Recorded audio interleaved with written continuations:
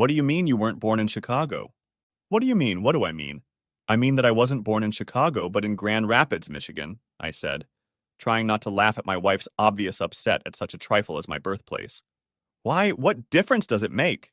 Steve, it makes all the difference in the world, she said angrily. It means that the astrological chart I made for you before the wedding is wrong. I knew all this craziness had to have something to do with the positioning of the planets, but this was beyond all expectations. Cora, my wife of 4 years, was mad at me because I didn't bother to tell her where I was born before we got married. Now she has no idea if the stars say we are compatible as a couple or not. How the hell someone as smart as my wife can get so caught up in all this astrological nonsense, I'll never know.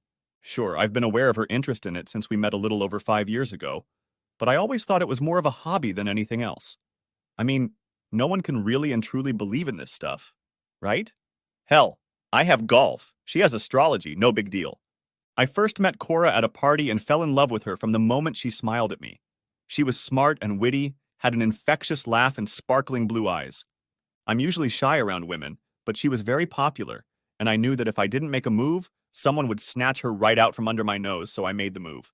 About 10 minutes after we were introduced, I asked her out, and damn it, she didn't say yes. We found common ground from the start. We liked the same movies, songs, performers, everything. And we liked doing things together, especially photography. It's what I do for a living. Cora was very beautiful, with a great figure and extremely photogenic. She loved modeling, and she also had a good eye and knew what it took to make a good photograph. After some technical training using my equipment, she became a pretty good photographer herself. I loved the interaction that occurred between us. There was only one area we didn't agree on: astrology. I think it was our third, maybe fourth date when she brought it up, and I basically told her what I thought about all that nonsense. So, other than her telling me a few times when Mercury was going retrograde, she never really talked to me that much about it. But that didn't mean she had abandoned it. She had a whole group of friends who shared her interest. Cora was a member of an astrology club that met every Thursday night. The woman who led the club, Barbara, taught astrology in her home. She taught people, including my wife, what it meant when people were born at certain times of the year. This determined their zodiac sign, rising sign, and the character traits they would possess, as well as how the stars aligned next to certain planets and how all that muck affects your life.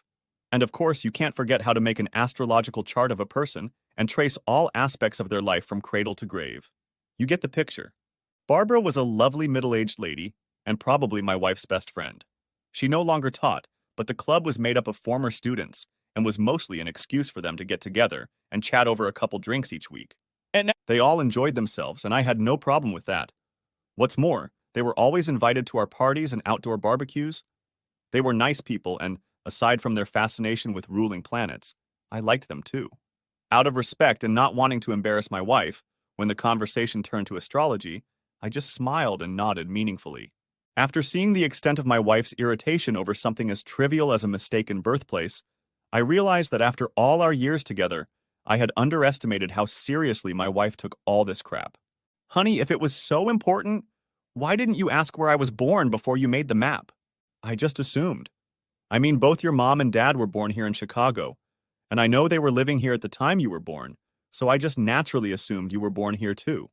Well, don't get mad at me. If you had asked, I would have told you. Hell, honey, I didn't even know you made my map before we got married. Of course I made your map. I wouldn't have married you if I hadn't, she said curtly. Cora immediately pulled some of her astrology books out of the bookcase, sat down at the dining table, placing a new, clean zodiac chart in front of her, and began to chart our future by the stars again. I could see she wasn't in the mood to make dinner, so I looked in the fridge, but didn't see anything in there that I particularly wanted to make. How about we order pizza for tonight? Saying that, I realized I'd let my frustration with all this BS show in my voice, but she didn't even notice. Oh yeah, okay, she mumbled without looking up. I waited patiently for over 2 hours for my beloved wife to come back to life. All the while she was silent and hardly ate. At last, she raised her head with a sigh and a frown. So, what's the verdict? Are we going to grow old together or go to divorce court? Said I sarcastically. She threw me a lewd look and cheerfully replied, I don't know, I'm just really disappointed. I was taken aback by her comment. What? Disappointed in what? Let's just leave it at that, okay? I don't want to talk about it. I was fine with that, at least for the moment. I was annoyed, And now was probably not the time to get into a relationship. I'm sure I'd say things that I wouldn't be able to take back later. So I left the subject. She was pretty quiet the rest of the evening, and I was too. But I had a plan. I know, typical male reaction. But what the hell? They say actions speak louder than words, and I was ready to show her that I was the same loving husband I had always been. What's with the nightgown? I just felt like wearing it tonight, she answered honestly. Really? Just felt like wearing it? We've been married for 4 years now, and unless you count the honeymoon, this is the first time you've worn something to bed when you haven't had your period. What's going on, Cora? Is it really all about that stupid astrological chart? I don't want to talk about it, Steve. Just drop it, she said, crawling under the sheet and turning her back to me. No, I won't drop it. That's what you said earlier, and I said okay. Because I thought you were just in a bad mood. But if it might affect our personal lives, then we're damn well going to talk about it. So what's going on? She lay silent, ignoring me. Damn it, Cora, you're really starting to piss me off. If you think you're going to lie there and ignore me, you're wrong. I can guarantee you won't sleep a wink until you answer me. She quickly rolled over onto her back with a big, deliberate sigh designed to show me how annoyed she was. She still wasn't looking at me, just staring at the ceiling. You're just not the person I thought you were, okay? Now can we just drop it, please? No, we can't drop it. What do you mean, not the right person? What do you mean? I wasn't about to put my hands down to have a statement like that hanging over me. She delayed answering again, but I think she realized that it wasn't going to go away until we cleared the air. Okay, well, she finally muttered.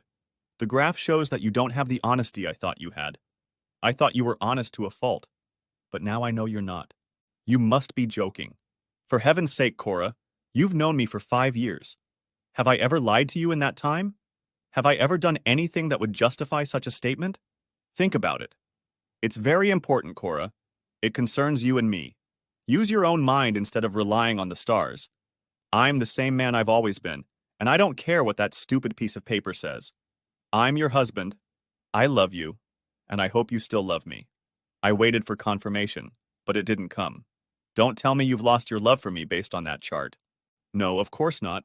I just need some time, that's all. Can't you do that, please? Can't you give me some time? Okay, but how much time? I don't know. I need to think about it for a while. Okay, you think about it, and then call me when you come to your senses. In the meantime, I'll sleep in the spare room, I said, getting out of bed and stomping towards the hallway. I'd rather sleep in bed alone than have you lying next to me in that stupid nightgown and not be able to touch you. After beating the pillow and finally calming down, I heard her crying a good, I thought. At least she still has feelings. I don't know how well she slept, but if 2 hours was enough for me, I was lucky. I tossed and turned all night, unable to believe that after everything we'd been through over the past 5 years, she could make such a statement. I'm not the man she thought I was? I'm not an honest man? I opened my eyes wide as the sun began to break through the blinds. Screw this, I thought. I won't be able to sleep again, so I better get up. I showered in the hall bathroom, then made my way to the master bedroom, grabbed some clothes, and went back to the spare room to get dressed. I don't know if Cora was actually asleep or pretending to be, but she didn't move while I was in there. Meh. It was the first time since we'd been married that I'd left the house in the morning without kissing Cora. Since I had arrived 2 hours early, I stopped by Denny's to get some breakfast. I sat there wondering if I could concentrate on my work. A client had come into the studio, and I needed to shoot a mock-up for their ad campaign. I needed to focus, but there was no way I could get the events of the previous night out of my head, and my emotions were running wild. 1 minute I was furious, the next I was melancholy. I pondered whether I could have behaved differently. Maybe I should have given her more space and just backed off. I don't know who can figure out women. It was just damn hard for me to believe that she had such faith in this astrological gibberish. As I suspected, it was a hard day at work. I just couldn't think about what I was doing. I loved my wife and didn't want to continue our little feud, even if it meant I had to blink first. On the way home, I bought a dozen red roses and an apology card. When I pulled up to the house, I was surprised she wasn't home yet. She's usually 10 to 15 minutes ahead of me, and with the fact that I'd stopped, it turned out to be about 20 minutes later than usual. I put the flowers in a vase and set them on the table in the foyer, so she'd see them as soon as she walked in. I leaned the card against the vase. I wanted to see her reaction, so I was upstairs peeking out from around the corner as she walked in and watched her open the card with a slight smile. She took only a second to read it, then leaned over and smelled the flowers. I thought I'd hit it like Flynn. But then she nonchalantly tossed the card back on the table and walked into the living room. This made things worse. I couldn't tell if my peace offering had achieved the desired goal or not. Well, I thought, I have one more trick up my sleeve. Let's see what happens. Hi, sweetie, I greeted her as I walked down the stairs as if I hadn't even spied her. I leaned down to kiss her on the lips. She didn't pull away, but she didn't meet me halfway either. It annoyed me, but I tried not to show it. I know people get mad at each other, but it's usually when the person screwed up somehow and did something wrong. And I didn't. I guess that's what bothered me so much. The absurdity of it all. Anyway, I kept my composure and just kissed her. Thanks for the flowers, that was nice, she said with a hint of a smile. That's okay, dear. I also made reservations at Chez Louis. Her smile got a little wider, but she thought for a couple seconds before agreeing. While we were getting dressed, she was still a little reserved, but she started to mellow over dinner. She relaxed even more when I took her out on the dance floor a couple times. The smile I loved so much returned, and we started talking again. How did the shoot for the ad campaign go today? It went well, I said. In fact, it took me most of the day and several tries before I came up with something the client found acceptable. You got home late today, is everything okay? I asked. Yeah, I just had a rough day at work and had to stay late until I was done, she commented. Again, I was glad to hear that she'd had a rough day too. I figured that meant she was just as worried as I was about the night before. And over the next few months, things were as good as they could be. Cora was still the same sweet, loving woman I had fallen in love with, and never once mentioned my birthplace or my honesty. I was sure Cora realized she was doing something stupid by believing so much in the stars and came back to reality. I very rarely had to leave town on an assignment, but every once in a while it happened. Hi, honey, I greeted her when she answered. The phone. I always tried to give her as much advance warning as possible when I was about to leave for the night. Hi, honey, how was your day? She replied. It's great, babe. I just wanted to let you know that I'm going to Peoria next week. I have a new client, and he wants to do a shoot on the Riverwalk waterfront. I was hoping it would be a weekend shoot. I thought you and I could have a little mini vacation, but we had to get permission from the Riverfront Association, and all they gave us was next Wednesday and Thursday, so I'll be gone overnight. I'll be home Thursday night, but probably not before you leave for your astrology club. Okay, dear. Thanks for calling and letting me know. I don't feel like spending all Wednesday evening alone. Maybe I can talk my sister into going out to dinner. Do you mind? I don't mind. No, no, of course not. Why should I mind? Well, some men don't like their wives to go out at night without them. Darling, I trust you unconditionally, you know that. Besides, how much trouble you could get into with Dodie. She couldn't keep a secret if world peace depended on it. Cora chuckled. Yes, that's my sister, all right. All right, dear. I'll call her and see if she can go. Will you be home on time tonight? Sure, no problem, babe, I assured her. As I hung up the phone, I wondered how many couples in the world have a marriage as strong as ours. Not many, I was sure of it. That Saturday night, Cora had made the first move, and I liked that about her. I'd heard from some of my buddies that their wives never initiated. Cora did it all the time, and when she did, she usually became the aggressor. As early as Sunday morning, we were both tipsy. I could always tell when she was fully asleep by the cutest little snore I could hear. I was still breathing a little heavy, looking up at the ceiling and letting my thoughts wander. I was happy, happier than I had ever been, and I didn't even think it was possible. Only one thing could make me even happier: a baby.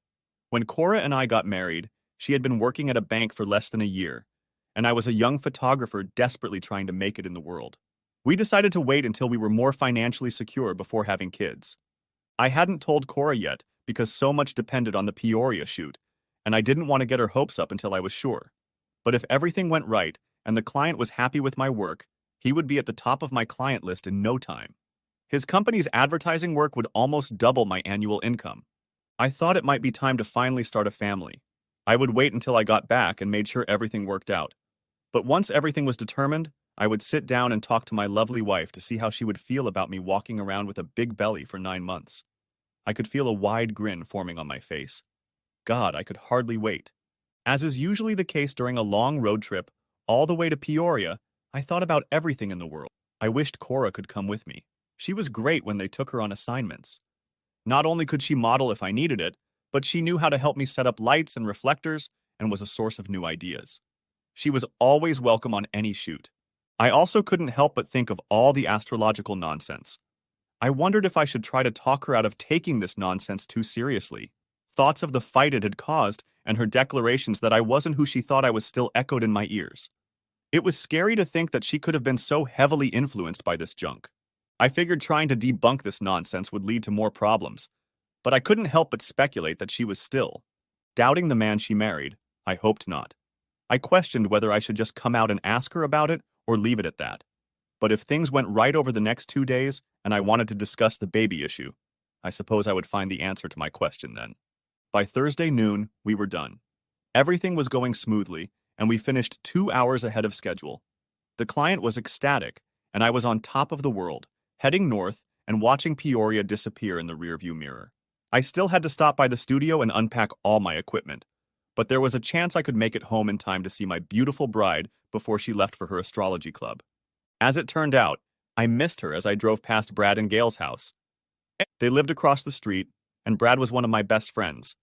He was in the front yard, and I stopped to say hi to him before pulling into my house. "Hey, old buddy, where have you been? We haven't seen each other in a couple days." "Hey, Brad. Yeah, I had to make a trip down to Peoria. I see I missed my favorite wife," I said, as I saw her car was gone. "Yeah, she left no more than 5 minutes ago." "Damn, and she looked pretty good. She must have a hot date," he joked. "Yeah, right. She better not," I joked back. "The only date she's allowed is a date with me." We talked for a couple more minutes until someone pulled up behind me and honked for me to get out of the way. I said goodbye to Brad and pulled into my driveway. I was tired from the long drive and all the loading and unloading, so I was looking for something easy for dinner. I found some frozen turkey steaks to stick on the grill, grabbed a can of beer, and was ready to go. As tired as I was, it was still early for bed, and since there was nothing else to do, I wandered into my office to start going through the pictures from Peoria. When I started, I just wanted to look. I had no intentions of editing them, but sometimes I just couldn't help myself. And before I knew it, I was going through each photo, making notes and selecting the best shots for the client's needs. I was so engrossed that I completely lost track of time until I heard the sound of the front door. "Hello, beautiful," I greeted my wife with a smile. "Honey, I thought you were already in bed," she replied, kissing me. I glanced at the fancy watch we had gotten as an anniversary gift from her parents. "I didn't realize it was so late," I said, seeing that it was almost 11. "You're getting home pretty late yourself. You didn't have car trouble, did you?" No. We all had a long discussion about whether Pluto was a planet or not, that's all. I didn't realize it was so late. I'm very tired, but I think I'll go to bed." "You don't mind, do you?" she asked, already heading for the stars. "No, of course not, honey. Give me a few minutes to finish some notes from Peoria, and I'll be right up." "Oh, yes," she said, as she walked up the stairs without looking back. "How did it go?" "Great," I replied enthusiastically. "Good," she replied as she reached the top landing. I was a little disappointed at her apparent lack of enthusiasm, but to be honest, I hadn't told her the significance of the job, so it was just another assignment for her. I returned to the office. It took me about 10 minutes to finish what I had started. I was again disappointed to find Cora already asleep when I crawled over to her. I lay there for a few minutes trying to come to terms with the disappointment. I had been so enthusiastic when I got home, but it was fading fast. As I told myself, since I hadn't told Cora how important this one assignment was, I had no right to be upset about her response. I finally consoled myself with that thought. But just as I was about to pass out, Brad's comment about her looking so good when she left popped into my head. Sure, Cora always looks good. But when she got home, she wasn't wearing anything he hadn't seen her in a million times before. Strange, I thought, before sinking into unconsciousness. The next morning at breakfast, Cora looked a little worried. "Anything wrong, sweetie?" I asked, watching her stare off into space as she ate. "Huh? Oh no. Sorry, sweetie, I was just brooding. Is there anything you want to share?" "No, nothing important, just some stuff at work," she replied. "I just missed you last night. I saw Brad in the yard as I was pulling up to the house. He said I missed you by 5 minutes. I'll have to keep an eye out for that guy. He said how great you looked when you left. He asked if you had a hot date," I said with a smile. "I expected you to come home in your little black dress or something." "Were you disappointed when I came home in pants?" she asked jokingly. "Not at all. I'm just always glad when you're home. I don't care what you're wearing." "Yeah, it can be a bit awkward at the bank, don't you think?" she asked with a wide grin. "Maybe Brad was talking about Wednesday night. I was wearing a nice dress and high-heeled shoes when Dodie and I went out to dinner." You must have finished earlier than you thought, right? How did it go in Peoria? I never got a chance to ask, she said, changing the subject and clearly forgetting about last night. Honey, it went better than I thought it would, and I'm sure the client is as happy as I am. This will be my biggest bill to date, baby, and it will increase our income tremendously. Oh, honey, that's great, she said, finally showing enthusiasm. Yeah, I'm actually going to steal that account from one of the big studios in town. They screwed up big time in their last ad campaign. I'm pretty sure I have that account, and if I'm right, we can talk about starting a family finally, I said, watching her reaction. Maybe, she replied. What an anticlimax, I thought.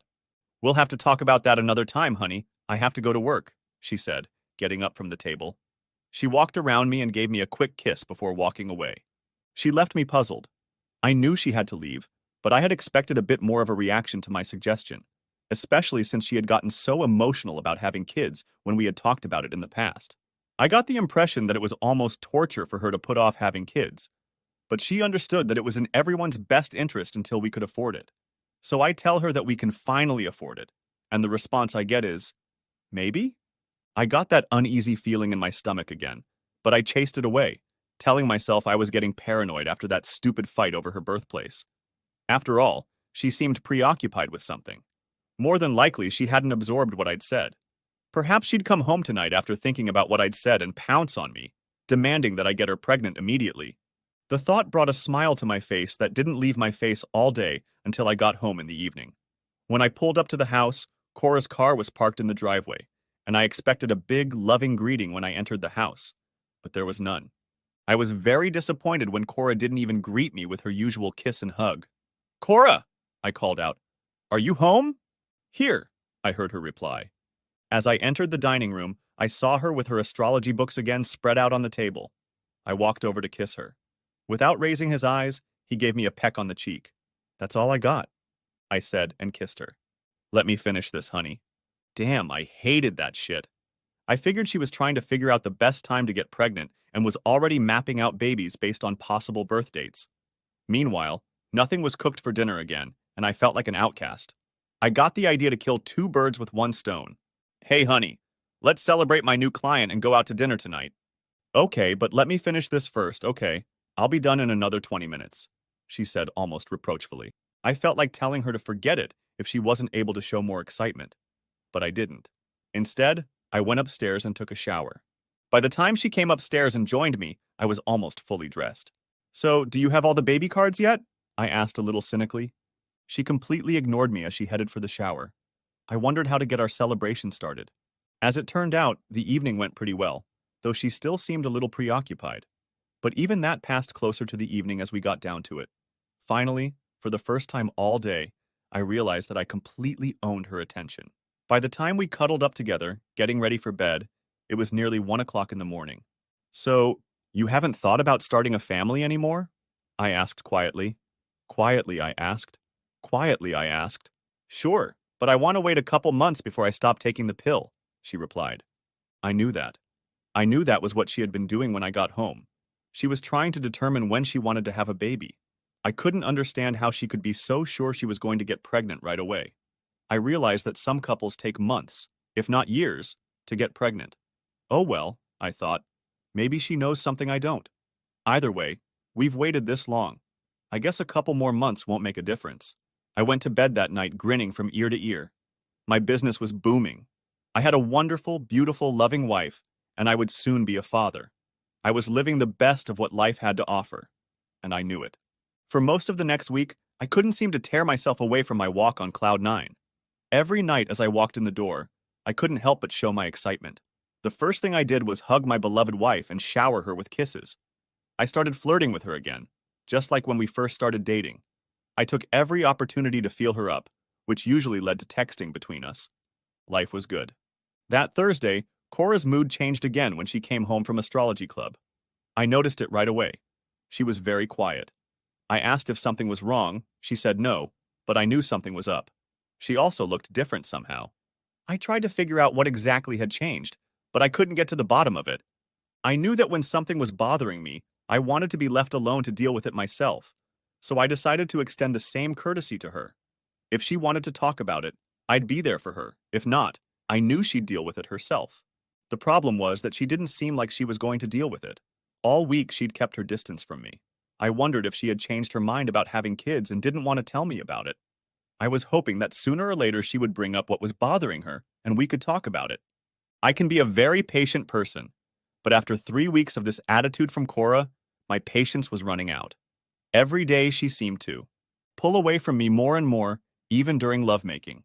I considered confronting her and not letting her off the hook until she told me what was wrong. To prepare for the interrogation, I sat down at my desk and started going over in my mind everything that had happened, when it all started, and wondering if anything had happened at that time that might give me a clue. As I began to analyze the past month, I remembered that it all started when she came home from astrology club. I wondered if any of her friends were worried about it, but after all, they were my friends too. Why wouldn't she tell me? The more I thought, the more scenarios came to mind. Maybe they were discussing having kids and found something in the stars that was a bad omen. Knowing my views on the subject, that would certainly give her an excuse not to discuss it with me. Could it have something to do with our quarrel about my birthplace? I doubted it. As traumatic as she had taken it at first, she seemed to have quickly reconciled. No, I didn't see that it had anything to do with the current situation. Everything that happened at Barbara's astrology club. For 5 years I had thought that stupid voodoo had never caused any problems, and now it seemed that every time I turned around, she was a cause for concern. And since I was pretty sure our problems had something to do with her astrology club, I decided to wait until I had a chance to talk to Barbara before talking to my wife. The following Thursday, I managed to smack her on the lips before Cora left. Since it was a 20-minute drive from our house to Barbara's house, I waited until she pulled out of our driveway and called. "Hi," she answered. "Hi, Barbara. It's Steve Haynes. How are you?" And there seemed to be a slight pause before she answered. "Oh, Steve, I'm fine. How are you?" "Well, I'm not too sure, Barbara. That's why I'm calling. Cora's on her way over, but she just left, so we have a little time to talk. She's been out of sorts for the last month or so. She won't talk about it, but I noticed it started after one of the astrology meetings. Can you think of anything that happened or was said that might have caused her distress? Has she said anything to you about anything being wrong?" Again, there was a pause, this time a little longer. "You said she was coming?" "Yes, she's on her way. She never misses a club meeting, you know that." "Steve, there are other club members coming soon, so I don't want to get into details until we have time to talk. You know where I work? At the intersection of Toohey and Wolf Road, right?" "Ah, yes, of course, Barbara. But now you're starting to scare me. What's going on?" "Steve, I really can't talk about this right now. Could you meet me for lunch sometime?" "Yeah, sure." I thought about my schedule for a second. "I can't tomorrow. I'll be busy all day. How about Monday?" "I'll have to rearrange a couple things, but I can make it," I said, now genuinely worried. "Sorry, Steve, but we have a meeting on Monday. How about Tuesday?" she replied. "Don't say anything about our conversation or Cora's lunch, okay?" "Yeah, okay, Tuesday. But it's a long time away. Can you give me a hint what's going on? I'm getting sick of you," I said anxiously. "No, it would be better if we talk in person." "Okay, I'll be waiting for you in front of your building at noon on Tuesday. If I can't make it, I'll call you, but if you don't hear from me, I'll be there." We said our goodbyes and hung up. Damn, now I almost regretted calling. I sat on the couch wondering what could be so terrible that Barbara couldn't talk about it over the phone. To top it all off, Cora was late home again. Not half an hour late like before, but well past midnight when I snapped out of my stupor and looked at my watch. I tried to call her cell phone, but it went to voicemail. It was 2:15 when she walked in on me. "Shit, honey, where have you been?"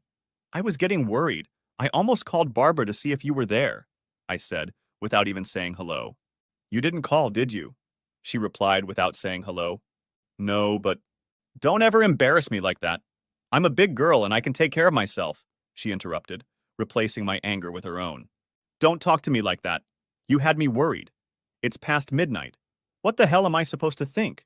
The least you could have done was call and warn me you'd be late." That seemed to catch her off guard. I don't think she realized how late it was. "I'm sorry," she apologized. "Barbara and I started talking after everyone had left, and I must have lost track of time. Why didn't you call my cell phone?" "I tried, but it's turned off." "What?" she said, pulling it out of her purse.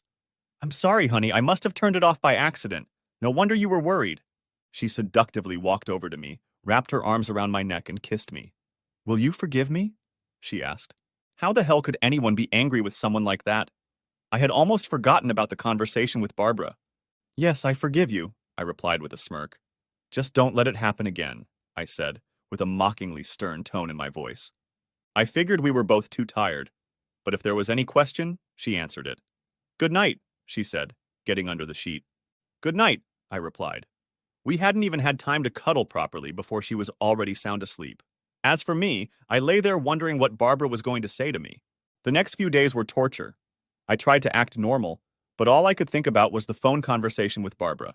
On Tuesday, I waited for her outside the building where she worked, as promised. When she saw me, I got the impression that she was hoping I wouldn't show up. I asked where she wanted to have lunch, and to my surprise, she chose the bar and grill across the street. I was surprised because she didn't drink. She chose a quiet spot in the corner of the establishment, as far away from everyone as possible. I pulled out a chair for her to sit in and sat on the other side of the table myself. She hadn't said a word or made eye contact with me since we'd walked in. Barbara had always been a cheerful person, always the first to laugh at a joke or be ready with a kind word. But now there were no jokes or kind words as I watched her try to figure out exactly what she wanted to say to me. Her hands were shaking, and there were tears in her eyes.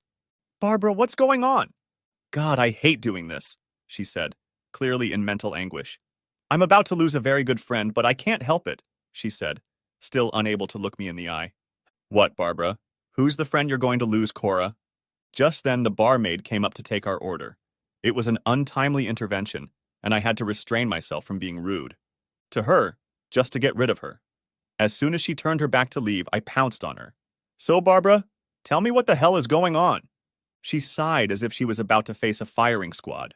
Cora called me a couple months ago, upset that you were born in Michigan and not Chicago like she thought. She said she'd reviewed your chart and found that you weren't as honest a person as she thought. She was deceived in an early relationship, Steve. It hurt her badly, so honesty is very important to her now. Barbara, I never lied to her, I said, interrupting her. I know, Steve, and I told her that, but it really bothered her. We've talked about it several times since then, and no matter how hard she tries, she just can't get over it. It's been really hard for her because she really loves you, but she just can't help but believe in that card. According to her interpretation, one day she'll wake up and find that you lied to her about something, and then her whole world will come crashing down. About this time, the barmaid returned with my beer and placed a lemonade in front of Barbara. Your orders will be up in a few minutes, she informed us, then left again. Barbara, this is ridiculous. I'm really shocked to learn that Cora takes astrology so seriously. I thought it was more of a hobby. Oh no. She believes in it wholeheartedly, she said. She kept it from you because she knew how you felt, but she never lost her faith in the stars. Faith in the stars, I repeated, shaking my head cynically. Can't you tell her she's misinterpreting them? I tried, but she has a mind of her own, Steve. She's very good at plotting and reading diagrams, and she knows it. God, it was all so mind-boggling. I was getting more and more worried by the minute. Has she said anything about the kids? We talked about a month ago. My business is doing well, and I told her I'd like to start a family. She wasn't as enthusiastic as I'd hoped. Now I understand why. Did she say anything to you? Oh, yes. She was very doubtful about having children after she made your chart. She said she didn't think she could be a single parent. For God's sake, this is crazy, Barbara. Is she divorcing us yet? I said a little louder than I intended. Barbara's face changed. She looked like she was in agony. What? Asked I fearfully. Don't tell me she's filing for divorce. No, I don't think so, but what, Barbara? Come on, tell me what the hell is going on in her head. Steve, I don't know exactly, but, well, we had a new guy come into our club a couple months ago. His name is Mark Goodsome. Of course, we all made his chart and started discussing it with him. We do it with everyone. Anyway, we all started comparing his chart to our own and found that his chart and Cora's matched perfectly. I mean perfectly. According to their charts, they were born to be with each other. I felt uneasy. Barbara was implying that Cora had already found another man. I had to quickly excuse myself, get up and run to the bathroom. Tears came to my eyes before I even got there.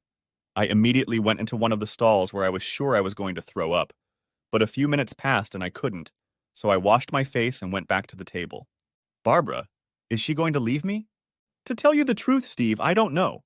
But the occasion for this meeting was when you told me Cora was going to the club. She looked at my face, then lowered her gaze again. Steve, I haven't seen Cora in the last month, she said sadly, then cut to the chase. And I haven't seen Mark either. God, never in my life have I felt like I did at that moment. Are you saying she's cheating on me? I don't know, she answered quickly. Honestly, but when you said she was coming last night, well, she never showed up, and neither did Mark. I didn't even notice the barmaid as she set the food in front of us. Enjoy your meal, she said before walking away. I slumped down in my seat. I had never felt so down and defeated in my life. I wanted to burst into tears, but I was determined not to do it in front of Barbara and the entire bar. She didn't get home until after midnight yesterday. She said you talked to her and she lost track of time, I said, almost mumbling as if I was in a trance. The woman who had just destroyed me with the truth shook her head. I'm sorry, Steve, but like I said, I haven't seen her in a month. I thought back to Thursday night and realized what had changed. Her hair was styled differently than when she'd left. I also remembered that she smelled different, like she'd just showered and used a different brand of soap. I hadn't paid much attention to it at the time, but now it all fell into place. I'm sorry, Barbara. I don't want to leave you like this, but I can't stay. If you see or talk to Cora, please don't tell her about our meeting, I said, as I stood up abruptly and threw $30 on the table. I hurried out and walked across the street to my car. I pulled into the back of the office building where no one could see me and cried harder than I ever had, even as a child. I have no idea how long I sat there, but when I finally ran out of tears, I realized I didn't know what to do. She was the most important person in my life. I was willing to take a bullet for her. How? Could she not see that we were real? She and I, not this stupid astrological nonsense that was just a fantasy? I pounded my fist on the door panel with frustration. I can't lose her, I said aloud to myself. She's my life. I just can't lose her. I was exhausted physically and emotionally. My chest was rising and falling as I tried to breathe. My heart was pounding so hard it felt like it was about to explode. I needed to think. I rhetorically asked myself what I should do, but it wasn't a rhetorical question. I really needed to come up with a plan of action. I couldn't sit in my car all day. I needed a place to be comfortable, a place where I could shut myself off from everything else and think through my options. I started the car and headed to my studio. Once I was inside, I turned off my cell phone and went into my office in the back of the building. I regretted not having hard liquor, but I never kept it in there. I did have a coffee pot, though, so I poured myself a cold cup and stuck it in the microwave. That's better, I thought. I need a clear head. I set the cup of hot coffee on the table and literally collapsed into my chair. I still couldn't believe it. Maybe it wasn't true. Maybe there's a perfectly innocent explanation. But if there was, why would she lie to me? I decided that the first thing to do was to find out if she was really cheating on me or not. If it's true, then it should be on Thursdays, and it shouldn't be hard to find out. But then what? I decided that I would figure it out when the time came. It didn't take me long to come up with a plan. Hell, it was easy. I called Brad at work and asked if he could meet me for a drink. He was surprised by my call. In all the years we'd known each other, I don't think I'd ever called him at work. I texted Cora, letting him know I'd be about an hour late, and met Brad after he left the office. He noticed me as soon as he sat down. Steve, are you okay? What's up, dude? You look like you've been crying. I just said. I think Cora is cheating on me. What? No way, you're wrong, Steve. No way. What the hell gave you that idea? We've been having problems lately, I told him. I told him about her belief in astrology and the situation with my birthplace. He sat and listened, sometimes shaking his head as if he couldn't believe it any more than I could. Then I told him what Barbara had said and how Cora had lied about where she was going the last few Thursday nights. I just can't believe it, Steve, he said, almost crying. How can she believe this hocus pocus and not see that you and she are meant for each other? I don't know, Brad, but she does. What are you going to do? First of all, I have to find out if it's true. I have to find out if she's really cheating on me or not. After that, I'm just not sure. I started to snap again and tried my best to keep my cool. I don't want to lose her, Brad. I love this woman with all my heart. I know, buddy. I know. Okay, I said, looking down and wiping my eyes again. Can you help me follow her Thursday night? Sure. Thanks, I said, still trying to deal with my emotions. I'll be behind you. She'll probably notice my car, but I doubt she'll recognize yours. I'll stay behind you, and we'll stay in touch in case we get separated. Brad nodded, but looked a little worried. What are you going to do if we find out she's cheating? You're not planning anything I need to know about, are you? You mean like beat the crap out of that Goodsome guy? Yeah, sort of, he said, a little concerned. I've certainly thought about it, but no, I don't think it would do any good, and I'd probably just end up behind bars. No, I won't do anything that we'll go to jail for. Brad seemed relieved and sighed slightly. Okay, I'll watch out the window. As soon as she leaves, I'll jump in the car and get in after her. And you'll what? Sit behind me? Yes, I said sadly. I saw something in a movie once. I thought it was clever at the time, but I never thought I'd get a chance to use it. What is it? Asked Brad. When she leaves, it'll be dark enough for her to turn on her headlights, so I'm going to knock out the driver's side taillight lens in her car. That way it'll be easier to follow her. I also have a couple of magnetic reflectors in my garage that I'm going to attach to her trunk. And if she sees them, will she know something's wrong? She won't see them. I'll do it sometime just before I leave. She'll have no reason to go after the car before she gets in the driver's seat. Okay, kid. You seem to have it all figured out. I know she lied, but I still can't believe she's cheating on you. Maybe it's something else. Something innocent. Brad, you have no idea how much I pray you're right. We finished our beers and went home. Cora was on the phone when I walked in, but abruptly cut the conversation short. Hi, honey, I said, smacking her on the lips. Who was that on the phone? Oh, just one of the new interns from work, she said. I glanced at my watch. The bank's been closed for over an hour. I know, but he had a question, and I guess he couldn't wait until tomorrow, she said. You let your interns call you at home after hours? You should tell them it's our time. If they have questions, they should ask them at work, I said firmly. I didn't really believe the caller was an intern from the bank. I assumed it had something to do with this Mark character. I didn't want to say that, but I couldn't help but show that I was angry. She didn't say anything in response, just turned to the stove and checked the roast she was cooking. Dinner will be ready in a few minutes. Why don't you go do the dishes? She said flatly. Say! I stood up and wondered how I was going to manage all this for the next couple of days and not give a hand. Everything inside me was dying. Little by little, piece by piece, moment by moment. I was dying. I continued to hope that my suspicions were wrong, but more and more evidence pointed to my worst fears.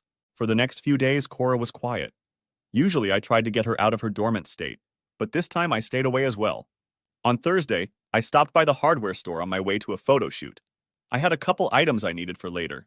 As I pulled up to the house, I parked the car on the side of the street and then pulled into my driveway. I knew Cora would be in the kitchen and wouldn't see me, but she would hear the car pull up. I walked over to her car and hit the red plastic lens of the taillight with the small hammer I had bought. Not enough to break the bulb, but enough to break the front of the lens so that I could see the brightness of the light itself. Then I got a couple of reflectors I'd picked up from the garage before I left for work and attached them to the back of the trunk. I stood back a bit and admired my work. There would be no problem picking it up tonight, that's for sure. As I turned to walk back to my car, I saw Brad watching me from the window. He gave me a thumbs up. At dinner, we were again a little silent. Later, before heading off to her. Astrology club, Cora kissed me. I wondered if it would be the last kiss of her life. I watched out the window as she drove out of our driveway. When I looked back, I saw Brad already sitting in his car waiting for her. He let her drive down the street for a bit and then pulled out to follow her. I walked to my car as he pulled away. My phone rang as I turned on the ignition. Are you here, Steve? Yeah, I'm here. I'm one car behind you, I said as I pulled away. Do you have it? Oh yeah. Thanks to what you did to her taillights and reflectors, I couldn't lose her even if I tried. And then my stomach knotted up in a knot when I saw them turn in front of me. Well, that rules out Barbara's place, I said over the phone. Huh? Brad replied confused. Barbara's place, where she's supposed to be going. It's in the other direction. Oh, he said sadly.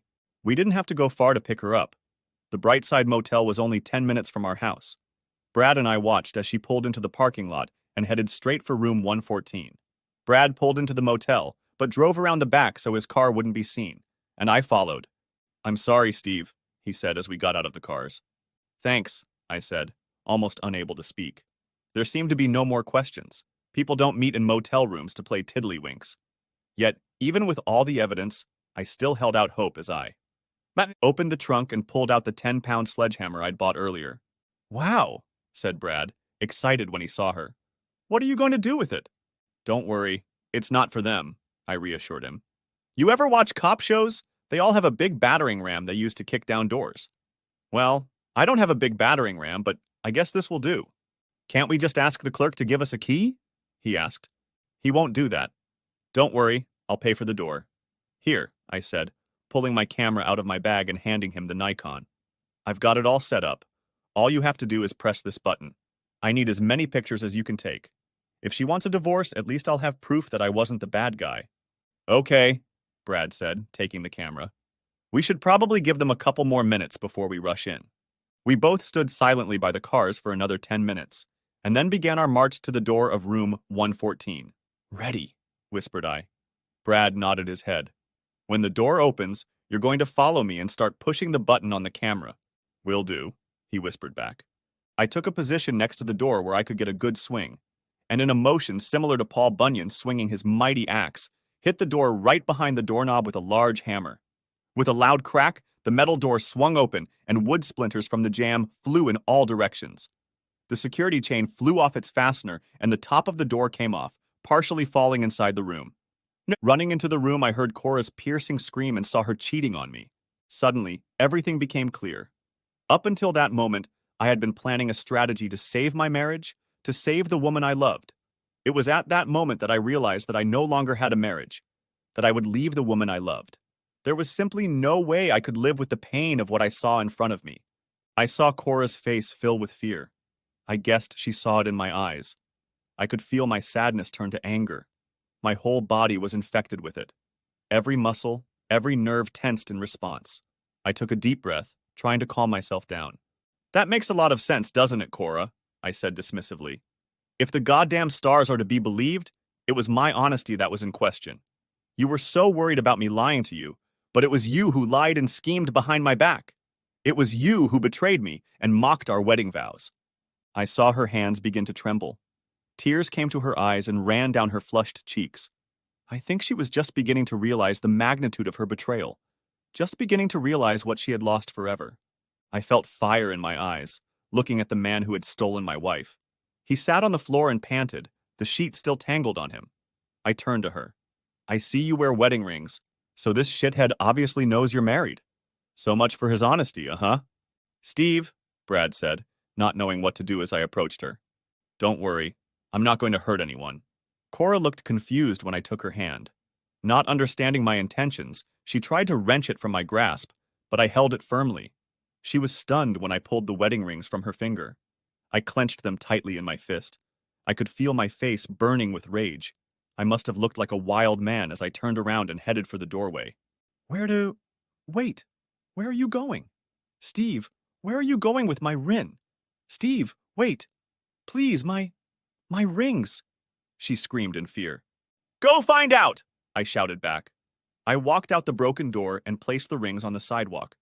A small group of people crowded around, curious as to what was going on. They watched as I gathered all my rage into one powerful swing. Steve, no! I heard Cora shout as I raised the hammer above my head and brought it down with all my might, shattering the rings and scattering shards of cement below, along with shards of 18-karat gold. I had no idea where the diamonds had gone. Cora sank to the floor in despair. My rings! My rings! She wheezed. Now they're broken, just like my heart, and neither of them will ever be the same, I screamed. I was in so much pain, and I wanted her to feel some of it. I don't understand, Cora. How could you hurt me so much? I loved you more than life, and this is what you did. You ruined that love just like I ruined your damn rings. I never thought you could be so cruel. Come on, I said to Brad. Let's leave the lovers alone. At that moment, a young, pimply-faced motel manager jumped out from around the corner of the building, but stopped when he saw me with a sledgehammer. He looked at the door, hanging only on the bottom hinge. His eyes read fear. Don't worry, I told him. I won't hurt anyone. I pulled a business card out of my wallet and held it out to him. Here, send me the bill for the door and sidewalk. Cora was still standing in the doorway. She covered her face with her hands and sobbed, ignoring the growing crowd of gawkers. I think she was in shock or something close to it. When Brad and I got back to our cars, I took the camera from him and tossed the sled into the back seat. Are you going to be okay? Why don't you come home with me? Just don't come back to the house right now. Thanks. I really appreciate the offer, but I need to be alone. I think that's exactly what you don't need right now, Steve. You've just been through an extremely traumatic experience. You need people around you, people who care about you. Come on, come home with me. I knew he was worried that I might do something to myself. In truth, the thought had crossed my mind. Either way, I wanted to be alone. Thanks, Brad, but no. I'll stay at the studio for a few days. I could see the concerned look on his face as I got into the car, but I'd never been so depressed in my life, and I didn't want anyone around me. I'd just come to terms with the fact that I was going to live the rest of my life without the woman I loved, and I needed time to, well, to wallow in my misery. As I pulled out of the parking lot, I took one last look at the woman who had made me so happy. At one point, her asshole lover tried to lift her to her feet, but she was slapping his hands on her legs and yelling something at him. I couldn't make out what it was. I hope she, the stars and her asshole, perfect couple, boyfriend are very happy together, I said to myself sarcastically. When I opened the door of my studio and stepped inside, everything looked different. The lights, the cameras, the racks, and all the other equipment. All the same stuff I had used for years. But it had somehow lost its importance, its position in my life. What was it all for? True, I loved my job. I was very lucky, but it was all for us. To build a life for us, Cora, me, and our children, my family. But there was no family anymore. There wasn't even a USA, just me. Was it still worth the time and effort? Was it still worth going through the ups and downs of running my own business? I turned around and left again. I locked the door and started walking. I had no purpose. I just needed to clear my head. It was time to reevaluate my life. In the dizziness of my thoughts, it seemed like I was walking past an endless parade of streetlights that cast my shadow on the sidewalk. By the time my legs were so tired that I could barely stand, I found myself facing the dark, turbulent waters of Lake Michigan. How I got there, I had no idea. I was several miles from the studio. I reached into my pocket to check the time on my phone and realized I'd left it on the car seat. The soothing sound of the night tide echoed in my head, but the rough waves came at my heels as I climbed over small rocks to a large boulder. There I crouched for a well-deserved rest. I looked around to get my bearings. Heck, I had to be 5 or 6 miles from my studio. I suspected it was an hour or two in the morning. At least I was putting that time to good use, I thought. During my little walk, I had drawn up a plan for the rest of my life, and it didn't include Cora or any other women, just me. I decided I was the only person I could count on, and vowed never to give my heart away in that way again. I had spent the last 5 years of my life building a business that I could be proud of. I used to ask myself if it was worth it. I decided that it was. This business would be my love, my only love. I will throw myself into it headfirst. I'm going to build the most prestigious photography studio in Chicago. Well, at least that was the plan. By the time I got back, it was starting to get light. The first thing I did was get my cell phone out of the car. My voicemail was full. I couldn't believe how popular I'd suddenly become. Brad, Cora, her mom and dad, her sister Dodie, Barbara and Julie, Cora's friend from the bank, were calling. The only ones I didn't erase were from Brad. I'd call him back as soon as I was sure he was awake. The others I wanted nothing to do with. Part of my plan was to cut myself off from Cora, her friends, her sister, and even her family, no matter how much I loved them. I just didn't want anyone to remind me of what I'd lost. In the back of the studio, I had a small room that I used as a dressing room for the models. It had a closet, makeup table, couch, and shower. I would get rid of the couch in exchange for a futon, separate half of the closet for my clothes, and the room would become my bedroom. In the study, I had a stove for cooking and a small refrigerator, all the comforts of home. I checked my schedule and found that I only had one photo shoot, and that one was at the studio at 3 in the afternoon. I set the alarm on my phone for 8 o'clock, which was only 3 hours away, and lay down on the couch. I didn't even remember closing my eyes, so quickly I fell asleep. The next moment I realized that my phone was already ringing. Would it really be 8 o'clock so soon, I thought. Reaching for it, no. It was only 7. It wasn't the alarm clock that was ringing. It was the phone itself. "Hello," I mumbled, trying to get as much sleep as I could in 2 hours. "Steve? Are you okay? Damn it. Where have you been? Gail and I have been going crazy worrying about you." I recognized the angry man on the other end as Brad. "Steve, don't ever do that to us again," his angry wife said. "Good morning, Brad. Good morning, Gail," I said, a little embarrassed. I heard someone sigh, but I wasn't sure if it was Brad or his better half. "Brad, I told you I'll be fine. I'm not going to do anything to myself. I took a long walk last night and left my phone in the car, that's all. Sorry if I bothered you." There was a slight pause on the other end. I guess they were just glad I was okay. Gail spoke first. "Damn it, Steve. You scared the hell out of us. The first person Cora called was Dodie. She went to the studio figuring that's where you'd go. When you never showed up, she called here and asked if your car was across the street. You told Brad you were going to the studio, so when she said you weren't there, we all got worried. I'm sorry, I really am. I did go to the studio, but I left right away. When I got back, it was already dawning. You've already talked to Cora. She's called here probably 20 times already. I don't think she believed us when we told her you weren't staying here. Gail sighed. All she has to do is look across the street and see that my car isn't there.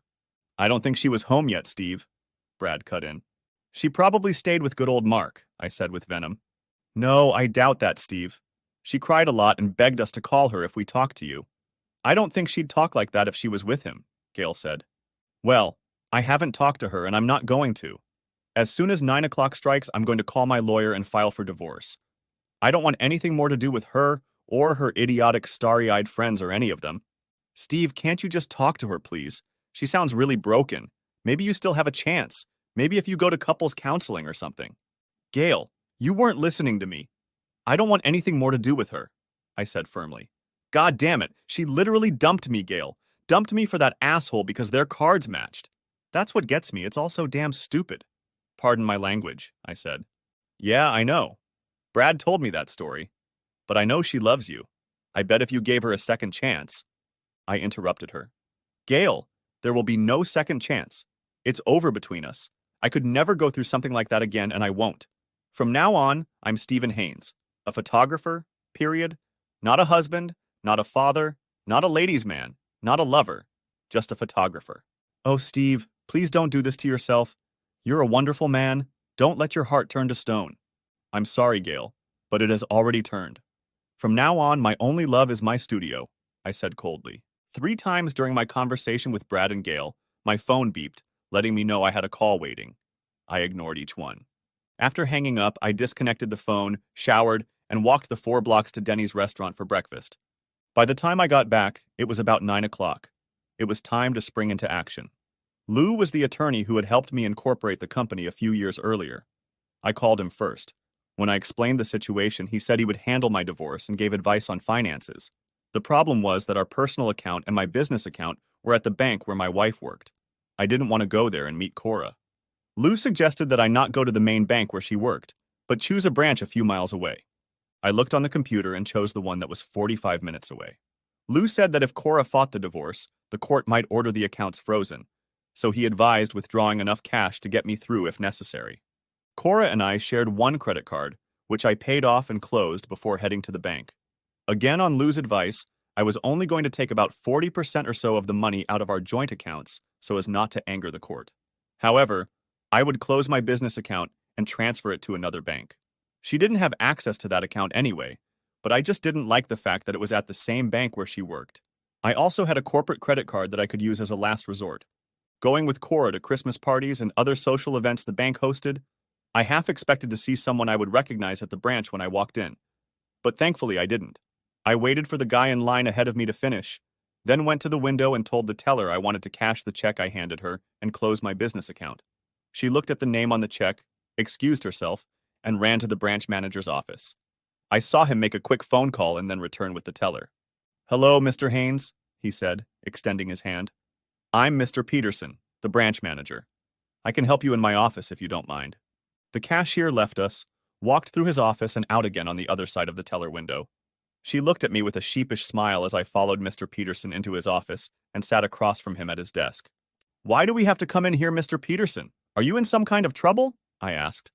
I was sure Cora had already reported it, and the call to the main bank had been made to alert her to my presence. No, Mr. Haynes, he said with an awkward smile. It's just that when someone wants to close a large account like yours, it's my job to convince them to keep it here. Can I get you anything, coffee? He asked. No thanks, I said, shaking my head. I was sure this was all just a time-stretching tactic. Look, if this is going to be a serious matter, I'm going to have to come back. I have appointments in the afternoon, and I don't expect this to take all day, I said flatly. No, Mr. Haynes, just let me open your account here, he said, moving the mouse on his computer. Okay, let's see, he said, looking at the screen thoughtfully. After 2 or 3 minutes of him staring at the monitor and not saying a word, I spoke. Okay, look, you've obviously already been warned about my wife and me. I strongly suspect that you made that call to let her know I was here. Now let me make this as clear as I can. I don't want to talk to her, And if you think you can hold me for the next 45 minutes while she arrives, you're wrong. He sighed and slumped slightly in his chair. Okay, Mr. Haynes, I'm sorry, but the request to detain you came from the vice president himself. I'm sure he's called all the branch managers, so whichever branch you go to, you'll get the same treatment from all of them. It was my turn to sigh, and I sighed. Look, Mr. Peterson, I don't want to get you in trouble, but I'll either deal with this in a timely manner or I'll file a complaint with the banking commission. You can tell the vice president that I have made a threat, and I intend to carry out that threat. Yes, sir, he said, looking down. We'll set it up for you. He didn't break any speed records, of course, but in 35 minutes, I was out of there with $3,000 in cash and a cashier's check from the closed account of my business. I was halfway across the small lobby. Steve, wait! I heard her yell.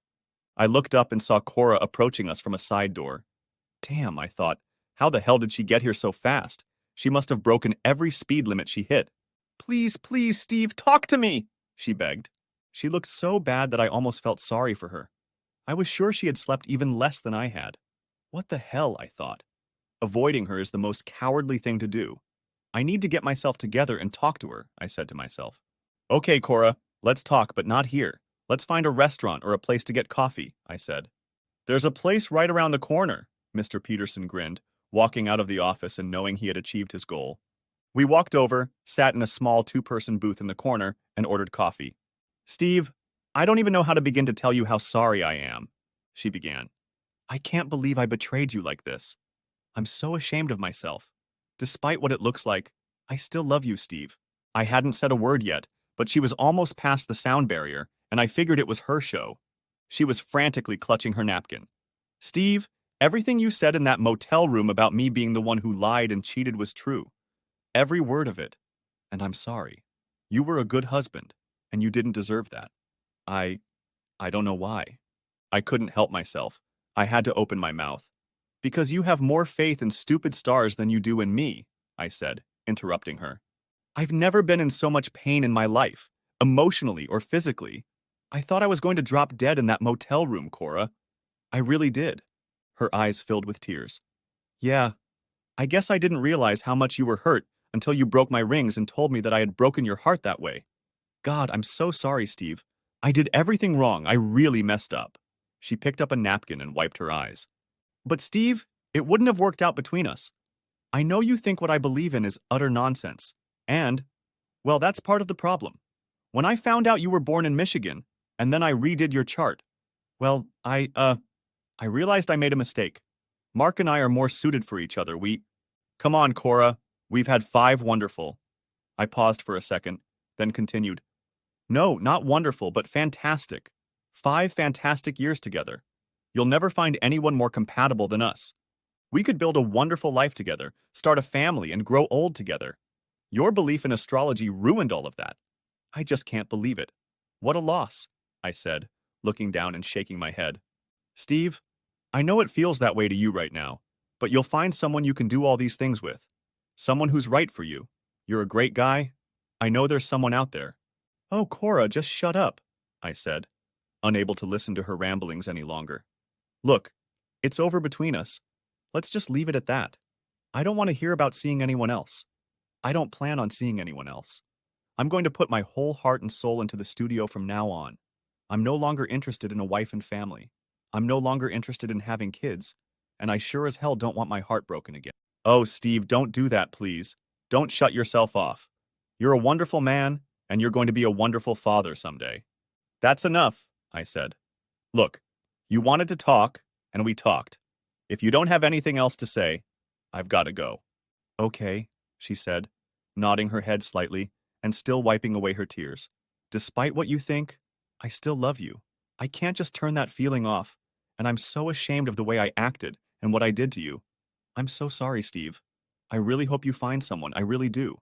Please don't let what I did stop you from loving someone else and starting a family. Yeah, okay, I said, getting up from the table. We said our goodbyes, I paid the check, and we went our separate ways. As it turned out, I was glad she had caught me. Our conversation gave me a sense of closure. Earlier, though I had judged them at the time, Gail's words about counseling had impressed me. After Cora's crying and acting out in the motel, some part of me wondered if she was so desperate to reach me because she wanted to try to save our marriage. Maybe she wanted to tell me that she no longer believed in astrology, that she knew I was still the man she married. Of course she didn't. There was no need for counseling. Divorce was the only option. Now, after talking to Cora, I was a little relieved. My path was clear, and there was no turning back. On Tuesday of next week, the papers would be filed with the court, and on Friday she would be served with the summons at her mother and father's house where she was staying. I I put that segment of my life behind me by sitting down and writing a new business plan for the studio. It had 3 time elements: 90 days, a year, and 5 years. It took me all weekend, but I had it all mapped out, and then I cried. Cora was very friendly, and as a result, the divorce went smoothly.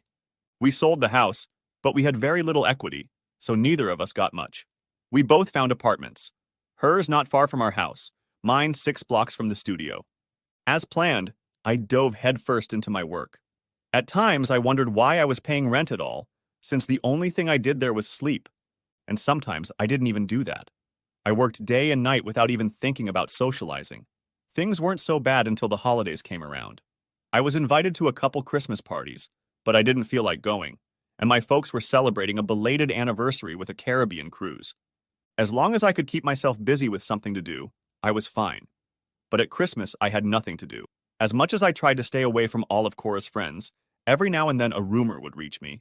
The latest being that she and that jerk Mark had moved in together. On Christmas Day, I sat alone in my office at the studio, and for the first time in months, I cried my eyes out. It's stupid, I told myself. She's gone. Let her go. But I couldn't help it. It was the holidays, and I had never felt so alone in my life. A week later, Brad and Gail told me that if I didn't show up at their New Year's Eve party, they would never speak to me again. I used to love going to parties when I had Cora on my arm, but now the mere thought of going to one made me cringe. Other than a few models on set and a waitress ordering food, I'd had very little contact with women since my divorce. I had no one to bring to the party, and I realized I would feel out of place. I told Brad that it was nothing personal. I just didn't want to go to a party where everyone but me would be broken up into couples. But he and Gail were relentless in their insistence that I had to be there, so I went. The party started at 9. I quietly walked in around 10. I looked around and wondered if I should leave again, but I promised. So I headed over to the wet bar in the corner of their den where our host was mixing drinks. "Hey, you finally made it," Brad said when he saw me approaching. "You got a Miller Lite in there with my name on it?" I asked with a smile. "Of course I do, buddy. I saved it just for you." At that moment, I felt someone's soft hand on my arm and looked over. "Hey, Steve, I was beginning to think you weren't coming. I thought for sure we were going to have to cut you out of the will." "Hi, Gail," I said as she giggled at her joke. I leaned over and kissed her cheek. "You left me no choice," I replied. "I don't know how long I'm going to stay here. I really appreciate what you guys are trying to do, but I feel out of place. I'm just not ready to socialize yet." "Well, you better get ready because there's someone I want you to meet," Gail said, pulling me by the arm. "Oh no," I replied, holding back. "Really, Gail, I'm not ready to meet anyone yet. Please don't play matchmaker for me. Listen, I know this girl from the fitness club. Her name is Megan Biondi, and she's a really nice person." "I'm sure she is, Gail. I just don't want to meet anyone." I invited her over because she had nowhere to go for New Year's Eve. Her boyfriend left last summer for a new job, and she hasn't dated anyone since... Gail, Will you please stop talking long enough for me to tell you what I want to say? I apologized, and she continued. She wasn't going to come until I told her you'd be here. She knows your work. She thinks you're the greatest photographer since... Well, I don't know, since some other great photographer. Come on, Gail, you're making this up. How would she know my work? I'm far from famous, I said, not believing a word she said. She works at Alan's agency, Gail explained. Alan's advertising agency? That's one of my best clients. She works in their design department and sees your work all the time. She said she heard you were in the office a couple months ago and wanted to meet you, but by the time she got to the building, you were gone. Why doesn't she just come into the studio if she wants to meet me so badly? Heck, I'm there all the time. Well, I think she's too shy to just walk in like that. In fact, she's a little nervous today. Come on, Steve, she said, pulling my hand again. I remembered how, as a kid, my mom had set me up on a couple of blind dates with her friends' daughters. I'd quickly learned that if someone said, "She's a very nice person," that meant I should turn around and run in the opposite direction as fast as I could. Funny how that thought occurred to me as Gail led me through the crowd of partygoers to meet Megan. Suddenly, everyone around me disappeared, and I was deafened by the sounds coming from the room full of people. My gaze stopped on a beautiful Oriental woman talking to two people in the corner. You said her name was Biondi? She looks Oriental, I asked Gail. Her mother is Japanese and her father is Italian. He was killed in a traffic accident when Megan was a teenager. What about her mother? She's still alive, living somewhere in New England. Now put a smile on your grumpy face, she said, leading me over to a stunningly beautiful woman. Megan, Gail said as we approached her, I want you to meet someone. This is Steve Haynes. Mr. Haynes, I noticed her hand trembling slightly as she held it out. It's a pleasure to meet you. Gail wasn't lying. She was genuinely nervous, and it was flattering. Steve, please, I said, shaking her hand gently. I understand you work for Alan's advertising agency. I do a lot of work for them. Yes, I know, she said with a gorgeous smile. I really like your work. I was going to ask you to take some glamour shots for my boyfriend a while ago. It was supposed to be his parting gift. The first person I thought of was you. But I don't think I could have gone through with it. I would have been too embarrassed. Just before he left, we had a big fight anyway and parted on a not-so-good note. So now I'm glad I didn't take them away. God, she was so damn nice. I was beginning to think that maybe there was another woman who could take Cora's place, and maybe I'd met her. We found a relatively quiet spot in the corner of the living room and got to talking. She still seemed a little nervous, but as we talked, it started to pass. We were already getting along pretty well when... So what sign are you? She asked. I'm a Virgo. It was like someone twisted the knife that Cora had stuck in my heart months ago. I couldn't help it. I knew I was being terribly rude, but I just couldn't stay any longer. Megan looked shocked as I apologized and headed for the door without even saying goodbye. By the time I got to my car, I was having trouble breathing. By the time New Year's Eve rolled around, I was already sitting in the back room of my studio getting loaded. I'm pretty sure I passed out before midnight. The next day, I was still sitting in my chair when the phone woke me up. Next chapter. Stephen Haynes! What the hell is going on with you? Came the voice of a very upset Gail. My head was splitting. My joints were aching from the way I'd slept. And my best friend's wife was mad at me. What a way to start the new year. I hope you're proud of yourself. You know you made that poor girl cry. What the hell happened? I never knew you to be so rude. Something must have happened. She's a virgin, I said, interrupting her. There was a short pause. What? She's a virgin, I repeated.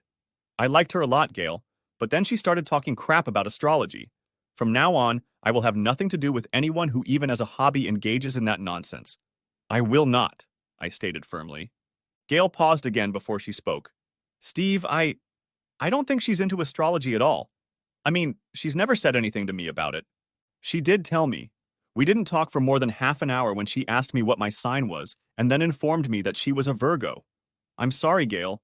I honestly didn't want to bring her to tears, but when someone even mentions that nonsense, to me it's like scraping my fingernails on a chalkboard. I will have nothing to do with him, nor will I have anything to do with anyone who has anything to do with him. I heard her sigh. Yeah, I can understand that. I'm sorry, Steve. She really is a very nice girl, and I just thought you two would get along. I was hoping she could get you away from that studio every now and then. Gail, I know your heart was in the right place. I'm sure Megan is a very nice person, and I'm sorry I hurt her feelings. I really am. But please, from now on, don't play matchmaker anymore. I don't have time for that right now, okay? Okay, Steve. I'm sorry it didn't work out. I know. Do me a favor, when you see Megan again, please tell her I'm sorry. I know I shouldn't have left her like that, but I just couldn't help myself. I will, Steve, Gail replied. At least by the time we hung up the phone, we were still friends. But now I was upset again just talking about it. And besides, I felt guilty about Megan. Hell, I didn't want to make her cry. I needed to pull myself together. The shower at the apartment was much better than the one at the studio, so I decided to go home, shower, and go to Denny's to eat. Thank goodness there's a Denny's on holidays. As I sat and ate what turned out to be a late lunch, I thought back to the night before. Even though things hadn't worked out with Megan, I had to admit that it had been nice to be socializing with a member of the opposite sex again. I took one last sip of coffee, and by the time I paid the bill, I had made the decision to start going on dates again. Not often, but maybe 2 or 3 times a month. Hopefully that would be enough to have some fun every now and then, since it had been a while. The first opportunity to get back into the dating pool presented itself to me the following week. Erica Snell was a local model whose services I had utilized many times in the past. With her vast array of wigs, makeup styles, and facial expressions, she had more looks than Richard Little voices. She was also smart, had a great sense of humor, and was very friendly. We worked all day on an advertising campaign for one of the big candy distributors in town. By the time we finished the job, it was almost 5 o'clock. I was a little nervous. I hadn't asked a woman out in years, but if I did it right, it wouldn't feel like a date. It would be a simple, friendly gesture to treat a hard-working girl to dinner. "So, what do you think?" she asked, coming out of the dressing room in casual clothes and light makeup. "Am I going to be on billboards?" "Billboards? Magazine ads? Yes, anything. You heard them say they liked the shots. You're in, Erica. I heard the ad director say they could use you in a commercial." "Really?" she asked, worried. "Are you going to be in a commercial?" "No, one of the big guys in town will do it," I replied. "I don't have the resources for that kind of thing." She gathered her things to leave. "Erica, it's 5 o'clock. Let me buy you dinner for doing such a good job." She stopped and looked at me. I could almost see the hesitation in her expressive eyes. Finally, she replied, "Yes, well, I'm starving." There was a small Italian bistro just 3 blocks away. I'd never eaten there before. Denny's was only a couple blocks further away, but I wasn't about to take her there. It turned out to be a pretty good place. It had a good wine list, good food, and a relaxed atmosphere. We talked mostly about the various shots we had taken during the day and which ones we thought they could use. We were there for about an hour, and I decided I'd better go for it. "Erica, I was wondering if you have a steady boyfriend. I'm asking because, well, if you don't, I'd like to take you out. Maybe go to a show or go out to dinner and dance." She was looking at me strangely, like she was waiting to see what I was going to say, so I fell silent. "What happens if I don't go out with you? Will you stop using me?" she asked suspiciously. The question surprised me. I knew there were photographers who forced their models to sleep with them, threatening not to hire them again if she didn't, but I resented the idea that she thought I was one of those guys. "Let's just forget I asked you to," I said curtly, then added, "And don't worry, you're a great model, and I'll continue to use you like I did before." I insulted you, didn't I? I'm sorry, Steve. It's just that I get offers like that all the time, and it costs me a lot of work. I should have known you weren't like that. My apologies. "Apology accepted," I said. "I appreciate your offer, Steve. You're a really nice guy, but I really don't like mixing business with pleasure. It's fine as long as things go well in a relationship, but as soon as things go wrong, it can lead to disaster. I did it once when I was just starting out. I broke up with him 6 months later, and he talked about me to every photographer and agency in town. It was almost the end of my career. Erica, you should know that I would never do that," I said, taking a little offense again. "I know you wouldn't, Steve, but I just see it as a conflict of interest." Like I said, she was a smart woman. She was absolutely right and had convinced me that I should look for a mate outside the profession. "You're right," I said, with a slight nod of my head. "But I still reserve the right to take you out to a victory dinner if you contract this commercial." She smiled. "You got it, Steve. In fact, if I get that publicity, I'll take you out to dinner." I realized she was just being conciliatory after turning me down, but it was still nice to hear it. For the next week or so, I didn't think about dating. The holidays were over, and I was busy again. It was about 1 a.m., and I was still editing footage in the back of my studio when I decided I needed a break. I leaned back in my chair and thought again about how nice it had been to hang out with Megan, until she told me she was a Virgo, of course. Still, I needed someone to relax with, maybe go on a date or two. I remembered my conversation with Erica and realized I had to rule out the models I was working with. So with whom and where? I hated the thought of going to a pickup bar. Places like that never worked out for me. As I sat and pondered, my stomach rumbled and I realized I hadn't had dinner. Ah, Denny's. Open 24/7. I was going to finish out the day anyway. I'd go downstairs, grab a bite to eat, and then head home and get some sleep. As I entered the restaurant, I was surprised to see Karen. She was usually working on her lunch hour. I slipped over to the counter. "Karen, you're here awfully late. Did you forget to go home?" She chuckled lightly. "Speaking of not going home, are you still working?" "Yeah. Well, no, not really. I'll go home after I eat. What about you? Why are you here so late?"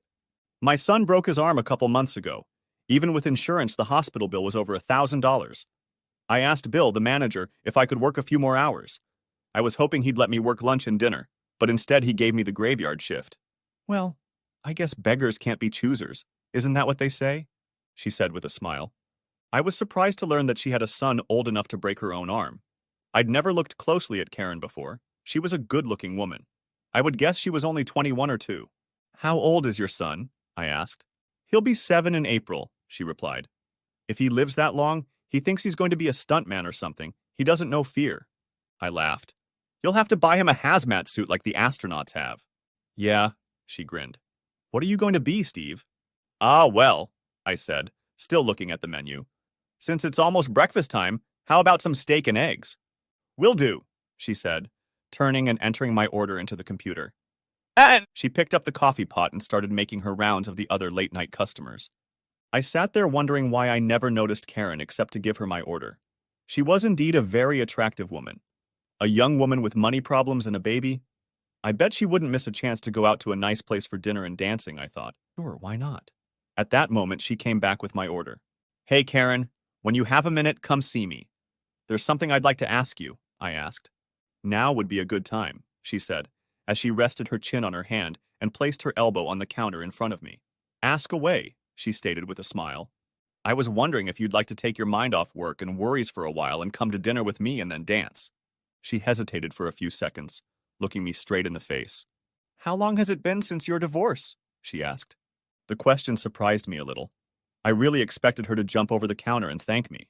Well, we separated a little over a year ago, but the divorce was finalized 7 months ago. I appreciate your offer, Steve, I really do.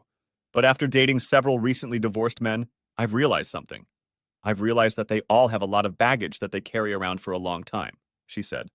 I guess I looked a little shocked, but she continued. Look at you. I used to see you here a lot at dinner time, and now it's 1 o'clock in the morning, and how come? Because you immerse yourself in your work. It's the only way you can survive. When I date someone, I want at least a potential relationship. I want someone who's stable in their own life. That's not you right now, Steve. I am stable, I said in my defense. I'm good at my profession. I have a growing business. Yeah, but what about what's still swirling around in your head? Grief, anger, pain. You're already looking for another relationship, I doubt it. All that emotional turmoil you went through is still there, and it's going to be a while before it all dissipates. When it does, come to me, Steve. Come and ask me when you can enjoy life and laugh again. Then I'll be honored to go out with you. I have enough emotional problems of my own right now, and I can't take on yours as well. And she leaned over the counter and kissed me gently on the lips, and then with a smile she went off to fill the bottles with ketchup. To say I was stunned was an understatement. Was I really that messed up? Maybe I was. I thought about it all the way home. I couldn't sleep that night. I kept thinking about what Karen had said. Maybe I shouldn't even think about dating yet. Hell, I couldn't get anyone to go out with me anyway. By the next day, I had pretty much given up on dating, but I still had a problem between my legs. Damn it. Dating or no dating. I had to get laid. A prostitute?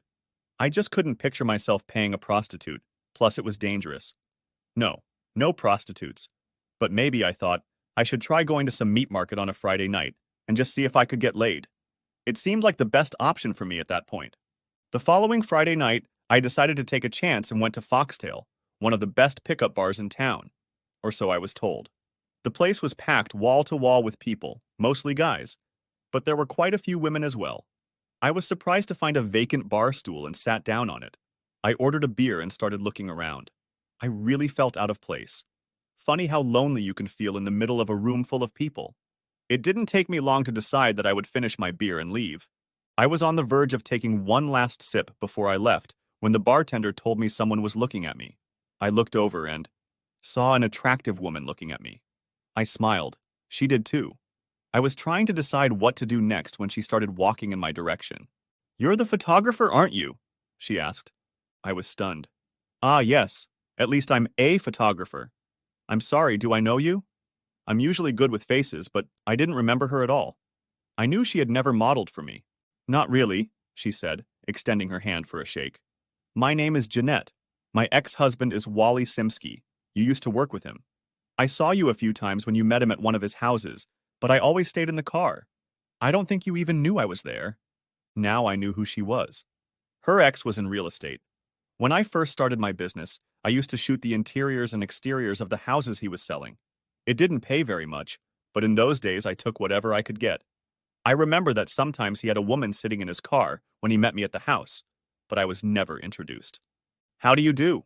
I said, shaking her hand. It's nice to finally meet you. Me too, she replied with a smile. At that moment, the guy sitting next to me left. I quickly put my hand on the stool to make room for her. She sat down and asked if I still worked for her ex. I replied that no, that I hadn't done that kind of work in 3 or 4 years.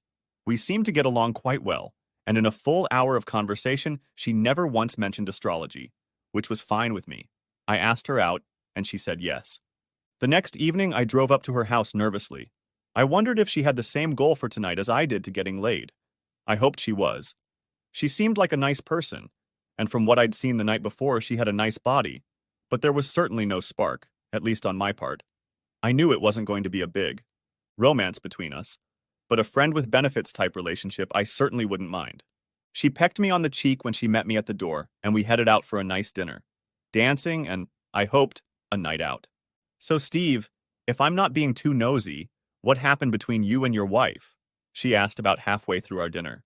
It's a long story, but mostly she believed in astrology rather than life, I replied. Ha, she grinned. I wish my breakup was so easily explained. I still don't know why Wally wanted a divorce. According to him, we were just estranged from each other. I think he was running from me, but I couldn't prove it. That's why I sat in the car sometimes. I wanted to make sure he wasn't seeing some whore. Sure, he always swore he wasn't having an affair, but I knew he was lying. Hell, all men have affairs. I bet you entertained some of those models when you were married, didn't you? I was stunned. Of course not, I replied indignantly. Liar, men are all the same. I felt my jaw drop to the floor as I listened to her tirade. Where did that come from? I puzzled. She hadn't been like this the night before. Hey, hey, I said, interrupting her. I guess my anger should have burst through when I spoke. I hoped so. Let's forget about our exes and just have a good time tonight, huh? She looked up, as if a little embarrassed. Oh, I'm sorry, you're right. I just get worked up sometimes. We didn't say 3 words to each other the entire dinner, and I was already thinking about ending the night and forgetting about asking her to the dance. But I thought, what the hell? Maybe she's just nervous. I'll bear it and see if things get better. When we got to the club, it was certainly crowded. I looked around and figured there were at least 2 guys for every girl, and thanked myself that I already had a girl to dance with. We couldn't find a free table, but there were stands along the walls where people could put their drinks down while standing and watching the dance floor. We chose a seat and had only been there for a few seconds when a pretty bartender approached us to take our order.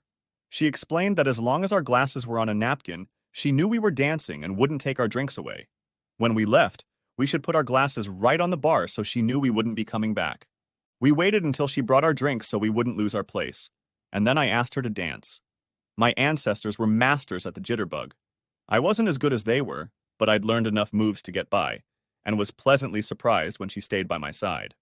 Afterward, we took 2 steps to a slow song and then returned to our drinks. After her diatribe at dinner, I was a little shy about starting a conversation, but we needed to talk.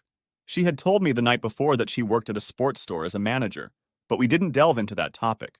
So, Jeanette, I know you're the manager, but what exactly do you do for the store? Mostly try to keep my boss off my back, she replied. I thought, oh no. I opened the gate again, but then a guy came up and saved me. At least that's what I thought at first. Hi, Jeanette. I've never seen you here before, he said, looking directly at my companion. Hello, Tom, she replied. Then, almost sequentially, she introduced us. Tom, this is Steve. Tom works at the store with me, she explained. Nice to meet you, I said cordially. He barely glanced in my direction with a slight nod of his head and completely ignored my outstretched hand. Would you like to dance? He asked Jeanette. Sure, she replied, not even glancing at me in approval. She left me standing still and walked out onto the floor with a jerk. If I cared about her even a little bit, I wouldn't have let this happen. But I had already decided that this was my first, last, and only date with Jeanette. I had completely given up hope of getting her as a girlfriend with benefits. I stood and sipped my beer, watching them dance 3 dances together without coming up for air. I took one last sip, took a napkin out from under the bottle, and walked out to them. Jeanette, I'm leaving. Let that asshole take you home. What? No, wait! I couldn't believe she was surprised by my actions. As I started to walk away, Tom grabbed my arm. What did you call me? He said, trying to act like a big man. I turned around and looked him straight in the eye. If you want to keep that hand, remove it immediately, I said, as menacingly as I could. Apparently, he didn't want to test me because he let go of my hand. Steve, wait, I'm sorry, we were just talking, she said, apparently trying to apologize. I didn't say anything else. I just turned around and walked to my car. All this dating is real shit, I thought as I drove home. Sunday morning, I was still pissed off. Instead of driving the 8 blocks to Denny's restaurant to get breakfast, I figured a walk would help me calm down. I had hoped to see Karen, but her shift hadn't started yet. From there, I needed to get back to the studio. I didn't have any filming scheduled, but since I had walked both Friday and Saturday night, I had a bunch of editing to do. As I walked into the office, I saw a light blinking on my phone letting me know I had a text message. Guess who it was from? Steve, I am so sorry about last night. Before you picked me up, I called Wally to let him know about our date. I tried to make him jealous, but instead he just told me what a great guy you were and wished we had fun. I was so mad at him. That's what caused all the ranting at dinner. Then I was so ashamed of what I said that when Tom showed up, it was kind of a relief. I just needed to get my mind off you for a few minutes. Tom really is a big jerk, and I had intended to reunite with you after that last dance. I guess I waited one dance too long, huh? Tom doesn't know where I live, and I wanted to keep it that way. So after you left, I took a cab home. I'm really ashamed of the way I treated you, so I apologize. I think I'll understand if you don't call me about dates anymore. Goodbye, Steve. I was glad she understood, because I had no intention of asking her out. After the divorce, she had even more problems than I did. I thought about Karen's words. I have enough emotional problems of my own, let alone yours. Now I knew exactly what she was talking about. Once again, for the next month, I dove headfirst into work. It was the only part of my life in which things were going well. One night I was looking through my books, but I couldn't sleep a wink. The next morning I woke up with my head lying on my desk. That's when I seriously considered hiring an assistant. I had been avoiding it since I started the business. All the taxes, insurance, rules, and regulations were a hassle for a small business like mine, but I could afford it, and I needed help. I was putting together an ad for the paper when the phone rang. Stephen Haynes Photography, I answered. Hi, Steve, it's Gail. Hey, doll, what are you shaking? I asked in a huff. Usually when she called it was an invitation to something or other. Steve, did you know Barbara Sheffield? She was the one who ran the astrology club? I wondered why Gail was asking me about Barbara, since they had only met a couple times, and then it hit me. She said, Did you know? Yes, Gail. Why did something happen to her? She died of a stroke. I'm sorry. I know you liked her no matter what. Her obituary is in today's paper. The stroke happened last Friday, but she wasn't discovered in her apartment until Saturday. She was taken to the hospital, but she never regained consciousness and died on Sunday. It took me a minute. Hell, she was only in her early 50s, too young to die like that. Yeah, she was a really nice person, I said. She was the only person in Cora's group of friends that I was still in touch with. Doesn't it say where she'll be laid to rest? I asked. Yes, at Schuster's, she said. But you know, if you go to the wake, you'll probably run into Cora, Gail warned. Yeah, it doesn't matter. Barbara was actually a good friend. Even though Cora knew her much longer than I did, she was honest with me, and she was the one who informed me that Cora was cheating on me. After I filed for divorce, she called me and told me she was sorry. I think she felt guilty and blamed herself for telling me. I told her I appreciated what she had done and understood how hard it had been for her. We kept in touch from time to time after that. She always made sure not to mention Cora in front of me, and I always appreciated that. I need to go pay my respects, I said. I figured the best way to avoid the others was to be there on the first day of the screening as soon as the doors opened. It worked, at least for a few minutes. When I walked in, I didn't see anyone I recognized. I assumed they were relatives. I walked over to the casket and looked down. It was hard to recognize her. But isn't that always the case? I really regretted that I never talked to her after that lunch. I knew it was too late, but still I leaned over slightly and quietly, thanked her for being a true friend to me. As I turned around and headed for the door, I saw 2 members of the astrology club enter the room. Steve, Margaret said in surprise. Steve, Blackie repeated, holding out his hand. Hey guys, I replied, shaking Blackie's hand and giving Margaret a quick kiss on the cheek. I was so surprised to hear about Barbara. Was she sick, or did she let you know something was wrong? Nothing, Blackie replied. We were all at the club meeting the night before it happened, and she seemed fine. I shook my head in puzzlement. Has anyone seen Cora yet? They were so close. She must be having a really hard time, I said. They looked at each other. Well, Cora was kind of kicked out of the club after we found out all about her and Mark, Margaret informed me. We didn't kick them out. They started coming back to meetings, but no one would talk to them and they stopped coming. I said nothing, but my heart was relieved. Cora was very fond of that club and the people in it. It must have killed her when they turned against her. Well, I said, wanting to get out of there quickly before I ran into anyone from the club. I'm sorry to have to run, but I have a shoot I can't reschedule, so I have to go. I don't think they believed me, but they were kind enough to pretend they did. Look, Steve, don't be such an outsider. Everyone asks about you from time to time. Let us know how you're doing from time to time, Margaret said, returning my kiss on the cheek. I will, I said, starting to get nervous. I really didn't want to run into Cora if I could avoid it. I shook Blackie's hand again and headed for the door. I was just pulling out of the parking lot when I saw Cora pull up to the house. I was a little surprised to see she was alone. Where's your asshole perfect boyfriend? I caught myself thinking. I saw her eyes widen when she saw me, and it looked like she wanted me to stop, so I pushed her away and got out of there. On the way to the studio, I thought about what Karen, the waitress at Denny's, had said about all those feelings that were still bubbling up inside me. She was right. Even a year later, when I saw Cora again, all the resentment and anger rose to the surface again. I chided myself for letting it happen. Living a good life was the best revenge, I told myself. I had to work on it. Sure enough, after I returned to the studio, it became my life again. Another month passed, and I found myself editing the day's shoot again at 2 in the morning. Damn, I said to myself. I was going to get an assistant and forgot about it. Tomorrow I'll write an ad and post it. I need help. So I did. I placed an ad in the paper and on the website, and the very next day I had 6 interviews. After interviewing the first 4, I was almost ready to give up. I didn't expect them to know much about my job. I could have trained them, but they had to be teachable. Half of the people who came in couldn't even fill out a job application. I had just escorted the last applicant out the door and was heading back to my office, grumbling something about half the day being wasted, when suddenly I heard the door open. I turned around and saw Megan standing there with a startled look on her face. I had to admit that she looked beautiful. Megan, what a nice surprise. I'm glad you're here. I want to apologize. Mr. Haynes, please, I'm the one who should be apologizing. I'm very sorry. For what? I asked. Because is there somewhere I can sit down? I'm a little nervous. Sure, follow me, I said, leading her through the studio to my office. Here, I said, motioning her a chair. Have a seat. Would you like a cup of coffee? I just made it. Yes, please. She sat down and took a sip before speaking again. Mr. Haynes? I thought we had that settled, I said, interrupting her again. My name is Steve, remember? Okay, Steve, she replied with a smile. Now please stop interrupting me, or I'll never be able to say what I came here to say. Shoot, I said, sitting down across from her. Mr. H. Steve. When I first saw your work years ago, I thought you were very talented.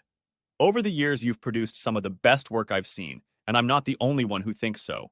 I was about to say something modest, but she threw me a look that told me I'd better not interrupt her again. I only smiled modestly and sat back down. I've also heard some of the people you've worked with say what an amazing guy you are. I've wanted to meet you for a long time, but I haven't had the chance. I knew you were married and I was engaged, so I didn't have any romantic expectations. I just thought, well, I may have had a few romantic notions, but I knew they were just fantasies. I thought I saw my chance as she took another sip of coffee. Megan, Please, Steve, let me get through this. I fell silent and she continued. I've known Gail for years. We work out together at the gym all the time. She knew about my fiancé leaving and invited me to her New Year's Eve party. I declined at first, but then she started telling me about a wonderful, recently divorced guy who would be there. When she said your name, I almost died. I couldn't believe it. I told her how I'd wanted to meet you for a long time, and I immediately accepted the invitation. Then I started to get nervous. By the time I got to the party, I was like delirious. A couple hundred odd shots of Brad's vodka helped me calm down, and by the time you arrived, I was pretty relaxed. She sipped more coffee and continued. Anyway, when we started talking, I was still pretty nervous, but the conversation flowed normally until there was a little lull. Remember? That's when I asked about your sign. I remembered all too well, and it probably reflected on my face. Steve, I had no idea what happened between you and your wife. I know nothing about astrology, absolutely nothing. I just said that because guys ask me all the time what my sign is, and it was the first thing that came into my head. Hell, I don't even know my sign. I say I'm a Virgo because they're supposed to be well-organized people. At least that's what I was told. When you left, I realized I said something wrong, but I didn't know what. I started crying, and that's when Gail came in and took me upstairs and put me to bed in the guest room. It wasn't until the next day, when she and Brad told me what had happened between you and your wife, that I realized my words must have hurt you terribly. I wanted to apologize, but I was embarrassed, and maybe a little scared. It wasn't until I saw the ad in yesterday's paper that I plucked up the courage to come. An ad? I interjected. You mean for a job? She nodded her head. Yes, I wanted to apply, but I couldn't without apologizing first. I was dumbfoundedly silent for a moment. First of all, I'm the one who owes you an apology. She started to say something, but I held up my hand. Now it's my turn to speak. Like I said, I'm really sorry for leaving you at the party in that state. It was incredibly rude of me. You have no idea what happened between Cora and me, and I shouldn't have reacted that way. Again, I'm truly sorry. Secondly, I would love to have someone with your qualifications working here, but I'm afraid there's no way I can pay you as much as you make at Allen's. A slight smirk appeared on her face. How much do you think a designer makes at Allen's? No, wait, she said quickly. Maybe I should find out how much you pay before I tell you. Truth be told, I wasn't planning on paying more than minimum wage, but I also didn't expect to find someone with your expertise. As I advertised, I thought about how much I could pay if I actually found someone I could rely on. There was no point in haggling. I'd be happy to pay her top dollar. It would actually be worth it just to have her around to look up to, I thought. Megan, I'd like to pay more, but I'm afraid the best I can do is $500 a week. Of course, that includes... I agree, she whispered. Really? Said I, looking more like an excited schoolboy than a seasoned businessman. Yes, she said, but I'll have to give Alan a couple weeks' notice, do you mind? Yeah, sure. Well, I said, standing up and extending my hand, welcome to Stephen Haynes Photography. I showed her around the studio. From the way she was attentive and the way she asked questions, I knew she would be very helpful. I had her fill out an application as well as insurance forms. Just as she was leaving, a client walked in. She smiled broadly when I introduced her as my new assistant. The next day, she called me. Hi, Steve. Can I still call you Steve, or should I go back to Mr. Haynes since you're my boss now? Hi, Megan, and if I catch you calling me Mr. Haynes, I might take away your paycheck, I joked. She chuckled. Okay, Steve, just checking in. I'm calling to let you know that Allen's is going to make me work for 2 weeks. I was hoping they'd let me go when I notified them, but no such luck. Oh, I didn't expect them to let you go, Megan. I expected them to keep you there as long as they could. I wouldn't be surprised if they offered you a raise to entice you to stay, I told her, suddenly feeling apprehensive. I hadn't thought about it until I said it. Damn, I wondered. Would they be able to lure her back? They already did, she replied. I told them, no thanks. A couple times over the next couple weeks, Megan stopped by the studio in the evening to help me out. I couldn't believe how lucky I was to have a woman like her. The first day she came in ready to work. By noon, we had done more in a few hours than I would have done all day on my own. Megan, it's customary here for me to buy lunch for all my employees on their first day. All of your employees? How many have you had? A surprised Megan asked. You're the first, but all customs have to start somewhere, I grinned. I hung the for lunch sign on the door, locked it, and took her to Denny's, which was my favorite lunch spot. We found a booth in Karen's section and sat down. Hey, Steve, you brought company today, she said. You know that means big tips, right? She said with a smile. Hi, Karen. Meet Megan. She just started work today as my new assistant. Karen looked shocked for a moment. Your assistant, really? She asked, looking at Megan. Megan grinned and nodded her head. Yes, she answered proudly. Congratulations, Megan. Maybe now Mr. Workaholic won't have to come in at 1 o'clock in the morning anymore. Not if I can help it, Megan replied, looking at me. We had a great conversation over lunch. She told me that she had fallen in love with photography in college and was looking forward to going on shoots with me to see how I worked. When we were about to finish, Megan excused herself to the ladies' room, and Karen brought me the check. Looks like I missed out, yeah? She said as I dug through my cash. Missed what? You. You asked me out, and like an idiot, I turned you down. I can be really stupid sometimes. Karen, I don't know what you're talking about. You want to go on a date? Is the offer still on the table? Don't be ridiculous. She wouldn't like it. Who wouldn't like it? Megan, silly, this girl is in love with you. Don't tell me you haven't realized that yet. Karen, we don't even know each other, not really. Besides, she works for me. It would be a conflict of interest to get involved. She only smiled. We'll see, she said. The two girls crossed paths as Karen left. They said something to each other, but I couldn't hear what. Megan was smiling when she returned to the table. That night, I closed the studio for the first time in a year and went home before 6 in the evening. I didn't know what to do with myself when I got home. By the end of the first month, I wondered how I had ever gotten along without Megan. She was a quick learner and already knew most of my lighting techniques. She was as good at editing my work as I was, and she was such a pleasure to be around. A few times I caught myself fantasizing about having fun with her, but now that she was my collaborator, I decided that was out of the question. As Erica had told me, it was a conflict of interest. If she and I hit it off and then split up, I could lose her as my assistant, and I couldn't take that risk. Steve, Jim Roper called the other day. He wants you to call him back as soon as you get in, Megan told me when I got back from running some errands. I immediately picked up the phone and called him back. Jim was the man in charge of advertising Cheetown Candy, my biggest client. Hey Jim, it's Steve. I just came by and Megan told me to call you back. Yeah, by the way, who's Megan? Since when do you have an assistant? Since a couple months ago, I told him. Things got so crazy around here that I had to hire someone. Does she look as appetizing as she sounds on the phone? A guy who works at a candy company should use a word like delicious when describing a woman. Melt in your mouth, I replied, using his lingo. Megan looked right at me when I said that, but I was sure she had no idea what I was talking about. You're going to take her with you to Peoria, aren't you? Ah, I didn't know I was going to Peoria, Jim. When will that be? That's what I wanted to talk to you about. We're running a campaign to follow up on those commercials you did for us on the River Walk, only this time we're doing it right. We're going to do a series of commercials. We're going to need 3 different models. Are we going to have time to do all that? I asked. If I remember correctly, the Riverfront Association kept us on a short leash last time. Steve, they got so much free publicity from our ads that they're going to be out of their depth this time. The whole place is at our disposal for as long as we need it. I'm guessing 3 days, 4 at the most. You need to tell me when you can do it. I need to know as soon as possible so I can get everything organized. Okay, Jim. I'll check my schedule and get back to you later today. Do you have any models or do you want me to take care of it? I have one, he replied. I don't think you know her. Her name is Jessica and she's from Los Angeles.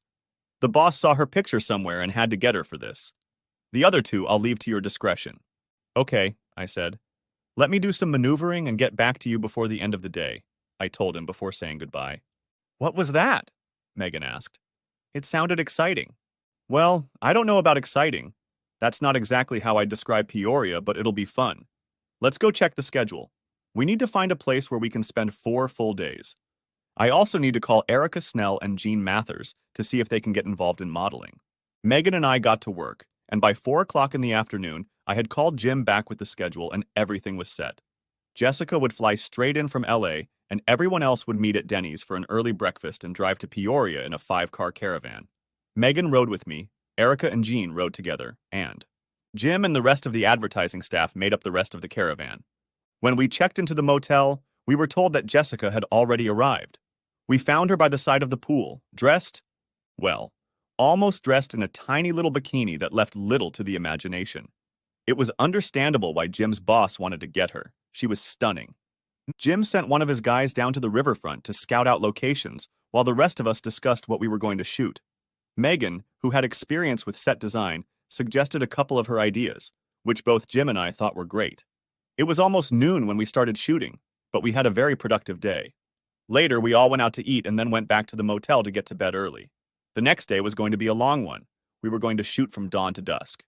And I was just sinking into sleep when I heard a faint knock on the door. Megan. She was standing there. Hi, Steve, she said, greeting me with a wide smile. Can I come in? Oh, yeah, sure, I said, stumbling halfway in. I closed the door behind her. She stood for a few seconds before she spoke. Steve, I sincerely hope I'm not jeopardizing my job. Please don't fire me. I know I shouldn't do this, but I can't help it. I've waited as long as I could. She walked over to me and kissed me. We collapsed on the bed. Later, she whispered, I love you, Stephen Haynes. I knew it before I met you. I knew it as soon as I saw your work. I know I'm taking a risk. I've known you a lot longer than you've known me, but at the restaurant that first day, Karen told me that I had better tell you how I felt, or I might lose you. I lay there trying to understand what Megan was saying. She loved me. But did I love her? I vowed to myself to never give my heart away again. Never again put myself in a position to be hurt, like I was with Cora. All I needed was a mate with benefits. Was I ready for more? My heart was beating so hard, I was afraid it might stop. Please say something, Steve. Please, Megan pleaded. I smiled. Megan, no, you're not fired. You haven't ruined anything. I thought about that statement for a second and smiled. Well, that's not entirely true, is it? We both chuckled. However, I need a little time to think it over. When Cora and I were together, she was the most important thing in my life. As a result, when we broke up, it nearly killed me, and I swore I would never let that happen again. I would never let myself fall in love with another person that much. Ever. Lately, though, I'll admit, ever since you came into my life, I've been struggling with these feelings. When you're not with me, I miss you. When I come home at night, I think of you. I dream of waking up next to you the next morning. Honestly, I don't know if I can love you as much as I love Cora. I don't know if I'll ever love someone as much again, but I know I don't want to lose you. I want you in my life, Megan. Can you agree to that? At least for now. She smiled. Thus, we fell asleep. Hey, are you guys up yet? Come on, chop chop, it'll be daylight in an hour. Jim's voice came out, waking us up. Looks like our secret's out, huh? Said Megan with a slightly worried look. How did he find out? Honey, after last night, I'm sure the whole motel knows about it. We were pretty loud. Megan looked so embarrassed, then smiled. You called me cute, she said. Yes, I did, didn't I? Half an hour later, we all met for breakfast and then headed to the river for a long day of filming. Again, Megan was invaluable as my assistant and made suggestion after suggestion, most of which we accepted. That night, as well as the next, she again went to bed with me. The morning we were to leave, I woke up and looked at her. She was smiling in her sleep. If I was honest with myself, I had to compare the previous 3 days to some of the most wonderful days of my life, even the ones I had spent with Cora. Did that mean I was falling in love? Despite my determination not to let it happen, was I really letting my heart be threatened again? I could only give one answer. Yes. As scary as it was, I had fallen in love. Again. Is something wrong, Steve? Asked Megan about an hour after we drove home. You've been awfully quiet. Nothing's wrong, Megan.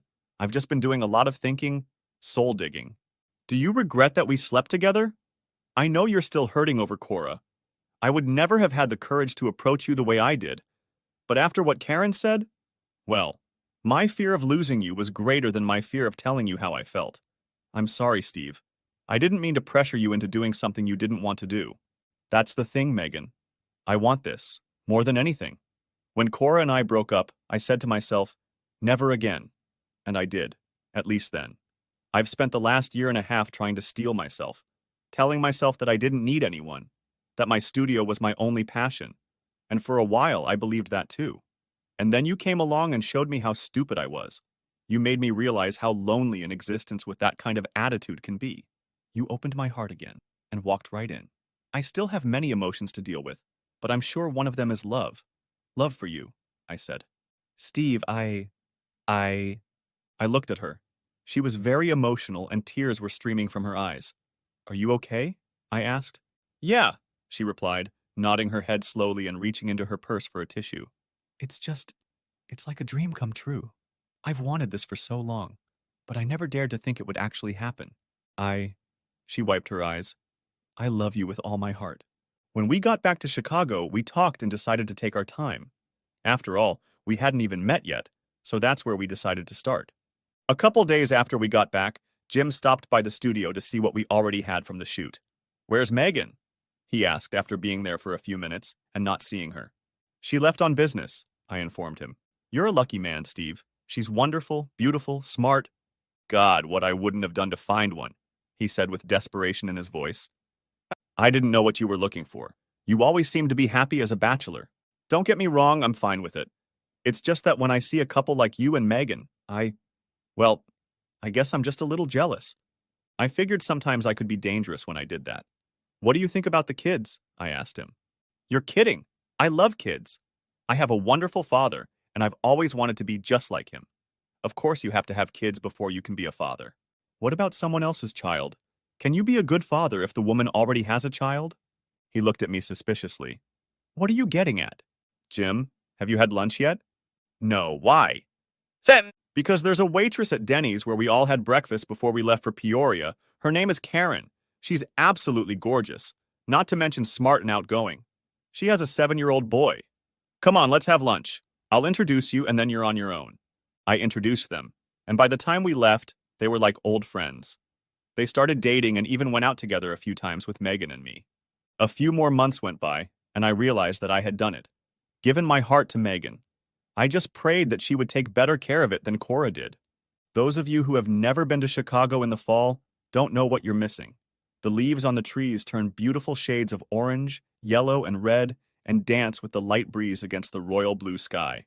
During the day, the temperature is perfect for a tracksuit, and the nights are made for cuddling up with your loved one. On just such a fall evening, Megan and I were walking along the lakeshore. We sat and watched from the large rocks as bright yellow moonbeams danced on the black water. Brrr, she said, as the breeze shifted and blew in off the lake. I put my arms around her and pulled her close to me. It had been a little over 2 years since the night I'd caught Cora with Mark, and proclaimed myself a loner from now on. I had already broken the promise I had made to myself.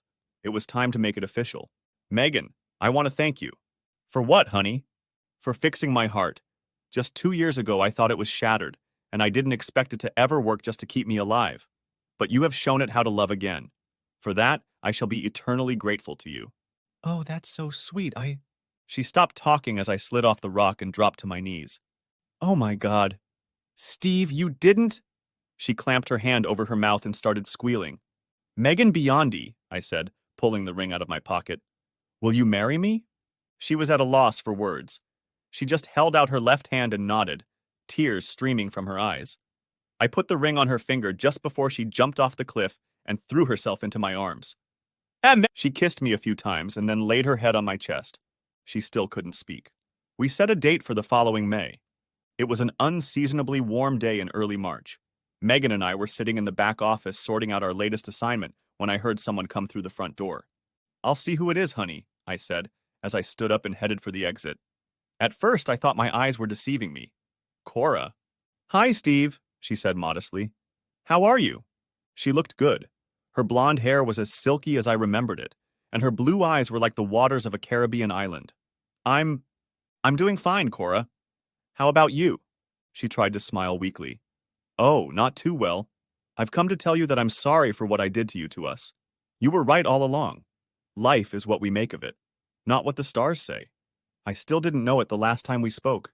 In the restaurant, I told you I was sorry for my affair and my dishonesty about it.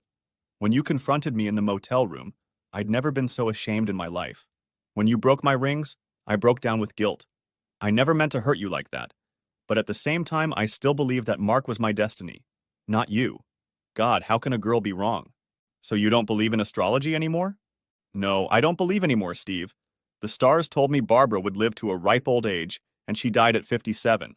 The stars told me you were untrustworthy, and I was the one who was deceived. The stars told me Mark was my perfect match, and it turns out he tried to sell me to his friends. Now he's in jail for drug possession. Can you believe he thought I'd bail him out? Mark was an unbelievable disaster. And when I think about what I threw away, well, no, Steve. Astrology is bullshit, like you've always said. I just wish you'd convinced me of that before I ruined our marriage. I tried, Cora. I begged you. I know you tried, she said, bowing her head. She looked at my left hand. I see you haven't put the ring on yet. Is it too late to try again, Steve? At that moment, Megan came out of the back room and gave me a hug. I knew she had overheard our conversation and had come out to make her claim. Honey, Oh, I'm sorry, she said tokenistically.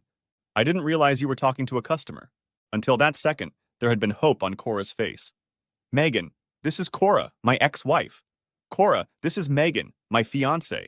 We're getting married next month, I told her, trying not to sound like I was rubbing it in. Cora, Megan greeted her, extending her hand. It's so nice to meet you. I felt a little sorry when a look of desperation appeared in Cora's eyes. She and Megan shook hands, and Cora graciously extended her congratulations to us. Well, you two, she said, with eyes glistening with tears. I just stopped by to say hello. I hope you both will be very happy together. Megan, treat him right. He's a hell of a nice guy, she said, and turned around and hurried towards the exit. I watched as she walked quickly past the window. She sobbed. Are you okay? My bride-to-be asked. Yes, honey, I'm fine. She said she doesn't believe in astrology anymore. Maybe this will set her free and she can find someone again. I hope so. On my wedding day, I thought I was going to be nervous, but I wasn't. I knew it was the right thing to do. Gail was the matron of honor and Brad was my best man. My family attended the wedding and Megan's mom flew in as well. She was a more grown-up version of her daughter. Jim, Karen, and her son Daniel were also in the audience, and I knew they would be next. In the months leading up to the wedding, Megan kept me in suspense. She asked me not to buy myself an engagement ring. I had no idea why, and she didn't want to tell me. She said I would find out on the wedding day. Surprisingly, the buttons didn't come off my tuxedo when I saw my bride-to-be walking down the aisle. She was the most beautiful bride I had ever seen. The priest began the ceremony. We each said our vows. Then it was time for the rings. For the second and last time in my life, I proudly said, "With this ring I am married," and slipped it on her finger. Megan took my left hand. My father was the best man I ever knew. She told me loud enough for everyone to hear. I was his princess, and he was my king. He was taken from us when I was only 16. The only thing my mother had left of him was his wedding ring.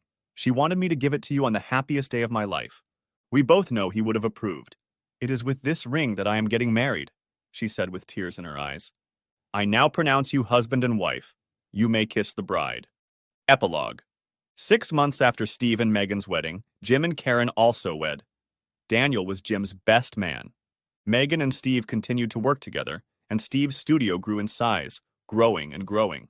Within 3 years of the wedding, it had 5 employees. This was good because by then, Megan was pregnant with her second child, and Steve needed help. Every little girl should have a baby brother, and Lindsay Haynes was about to have one. It was a Sunday afternoon, a perfect day to go shopping at the mall. A very pregnant Megan walked beside her husband, who was pushing Lindsay in a stroller. They smiled and talked and laughed as they shopped for clothes for their newborn. They didn't even notice Cora as they walked past the food court, but she noticed them. She watched the proud parents walk by. They were so happy together. She remembered the baby talk they had when they were still married. Back then, it had made her so happy that sometimes she thought her heart would burst. Now they were just sad remnants of her childish foolishness. Cora reached up and brushed the tears from her eyes, but new ones followed. Oh God, how could I have been so blind? She muttered to herself. They had been in several stores already, and she could only see their backs, wondering if she would ever be this happy, if she would ever find someone she could love like Steve, if life would give her another chance, if she even deserved a second chance. Tears rolled down her cheeks, and she sobbed involuntarily, pulling a tissue from her purse. One thing she was sure of. If she ever found another man, a man she could love and who would love her, she would not miss him again. She would be the best, most loving wife and mother a man had ever had. But what were the odds? The end. Thanks for watching. I hope you enjoyed it. So subscribe to my channel and watch the next video.